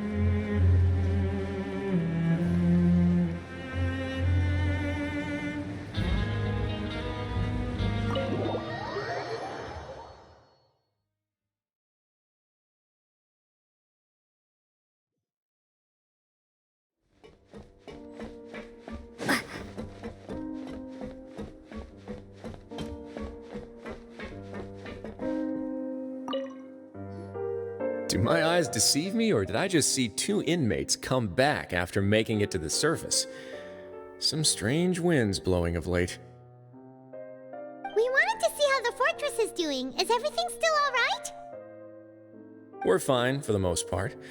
Neuvillette came down and took care of the worst of it. If that's the case, why don't you just ask him to stay here? Oh, yeah, what a brilliant plan. Let's go convince the Eudex himself to exchange the courts of Fontaine for a puddle of water in the middle of nowhere. He came here in a hurry and left without even stopping for a cup of tea. He did remember to take Miss Sigewinne's gift with him, though. He sure sounds super busy. Miss Clorand has left as well. She also took her gift from Miss Sigewinne. Were the gifts milkshakes? Neuvillette got the milkshake. Clorand received lipstick instead. Those aren't even remotely alike. Well, it's Neuvillette's own fault for making Sigewinne worried about his health by working so much. But besides that, our head nurse is still pretty fond of picking out beauty products for the ladies. Oh, and I have some gifts here for you as well. Are these from Sijuin too? Nope, they're from yours truly. You've already wrapped up your work at the fortress, so you can return to the surface at any time. You haven't yet served your full prison term, however, so you may continue to use your cell until your term is up. For real? Then we could stay here for a really long time? You may access the cafeteria for free. Hooray! Just remember to come complete your paperwork once it's time for your release.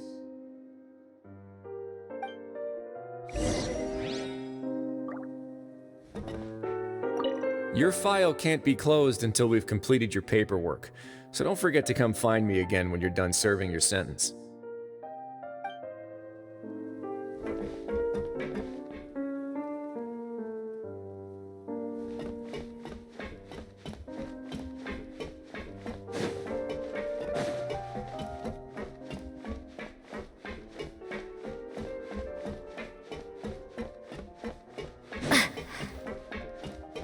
Courier, the rumors about us are literally everywhere now. Please do something about it. But it's not like I caused them by myself.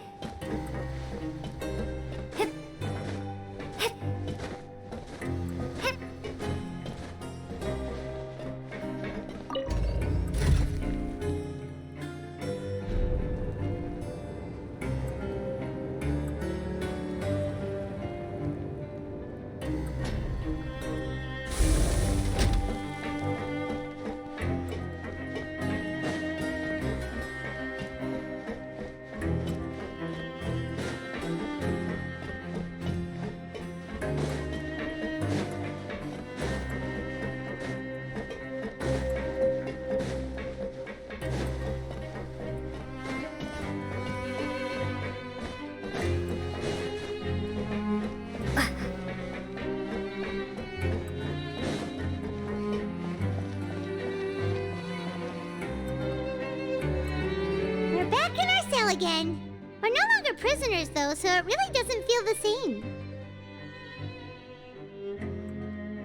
Sure feels that way. But the truth is, we never did anything bad to begin with, so I'm not sure why we put so much pressure on ourselves. Huh? How did you know? Hey, that's not true! All right. Okay, Paimon just wanted to say that we really are an amazing duo after all. It's like we've now gone to so many places together and become friends with so many people. We've never stopped traveling or stopped meeting new friends. There are so many bad things in the world, and we're just two people, but we've still been solving problems no matter where we go. Isn't that pretty cool? You're counting Paimon today? Aren't you the only adventurer here? Then let's ask Catherine to give Paimon an adventurer handbook as well. Paimon will also be an adventurer from today forward. Just our thoughts making Paimon giddy. Paimon's gonna crash, so you sleep soon too. The last time we fell asleep here, we woke up to a whole mess outside our cell. The primordial seawater nearly rose up. That was so scary. We should be safe now, right? Alright then, good night to you, Traveler!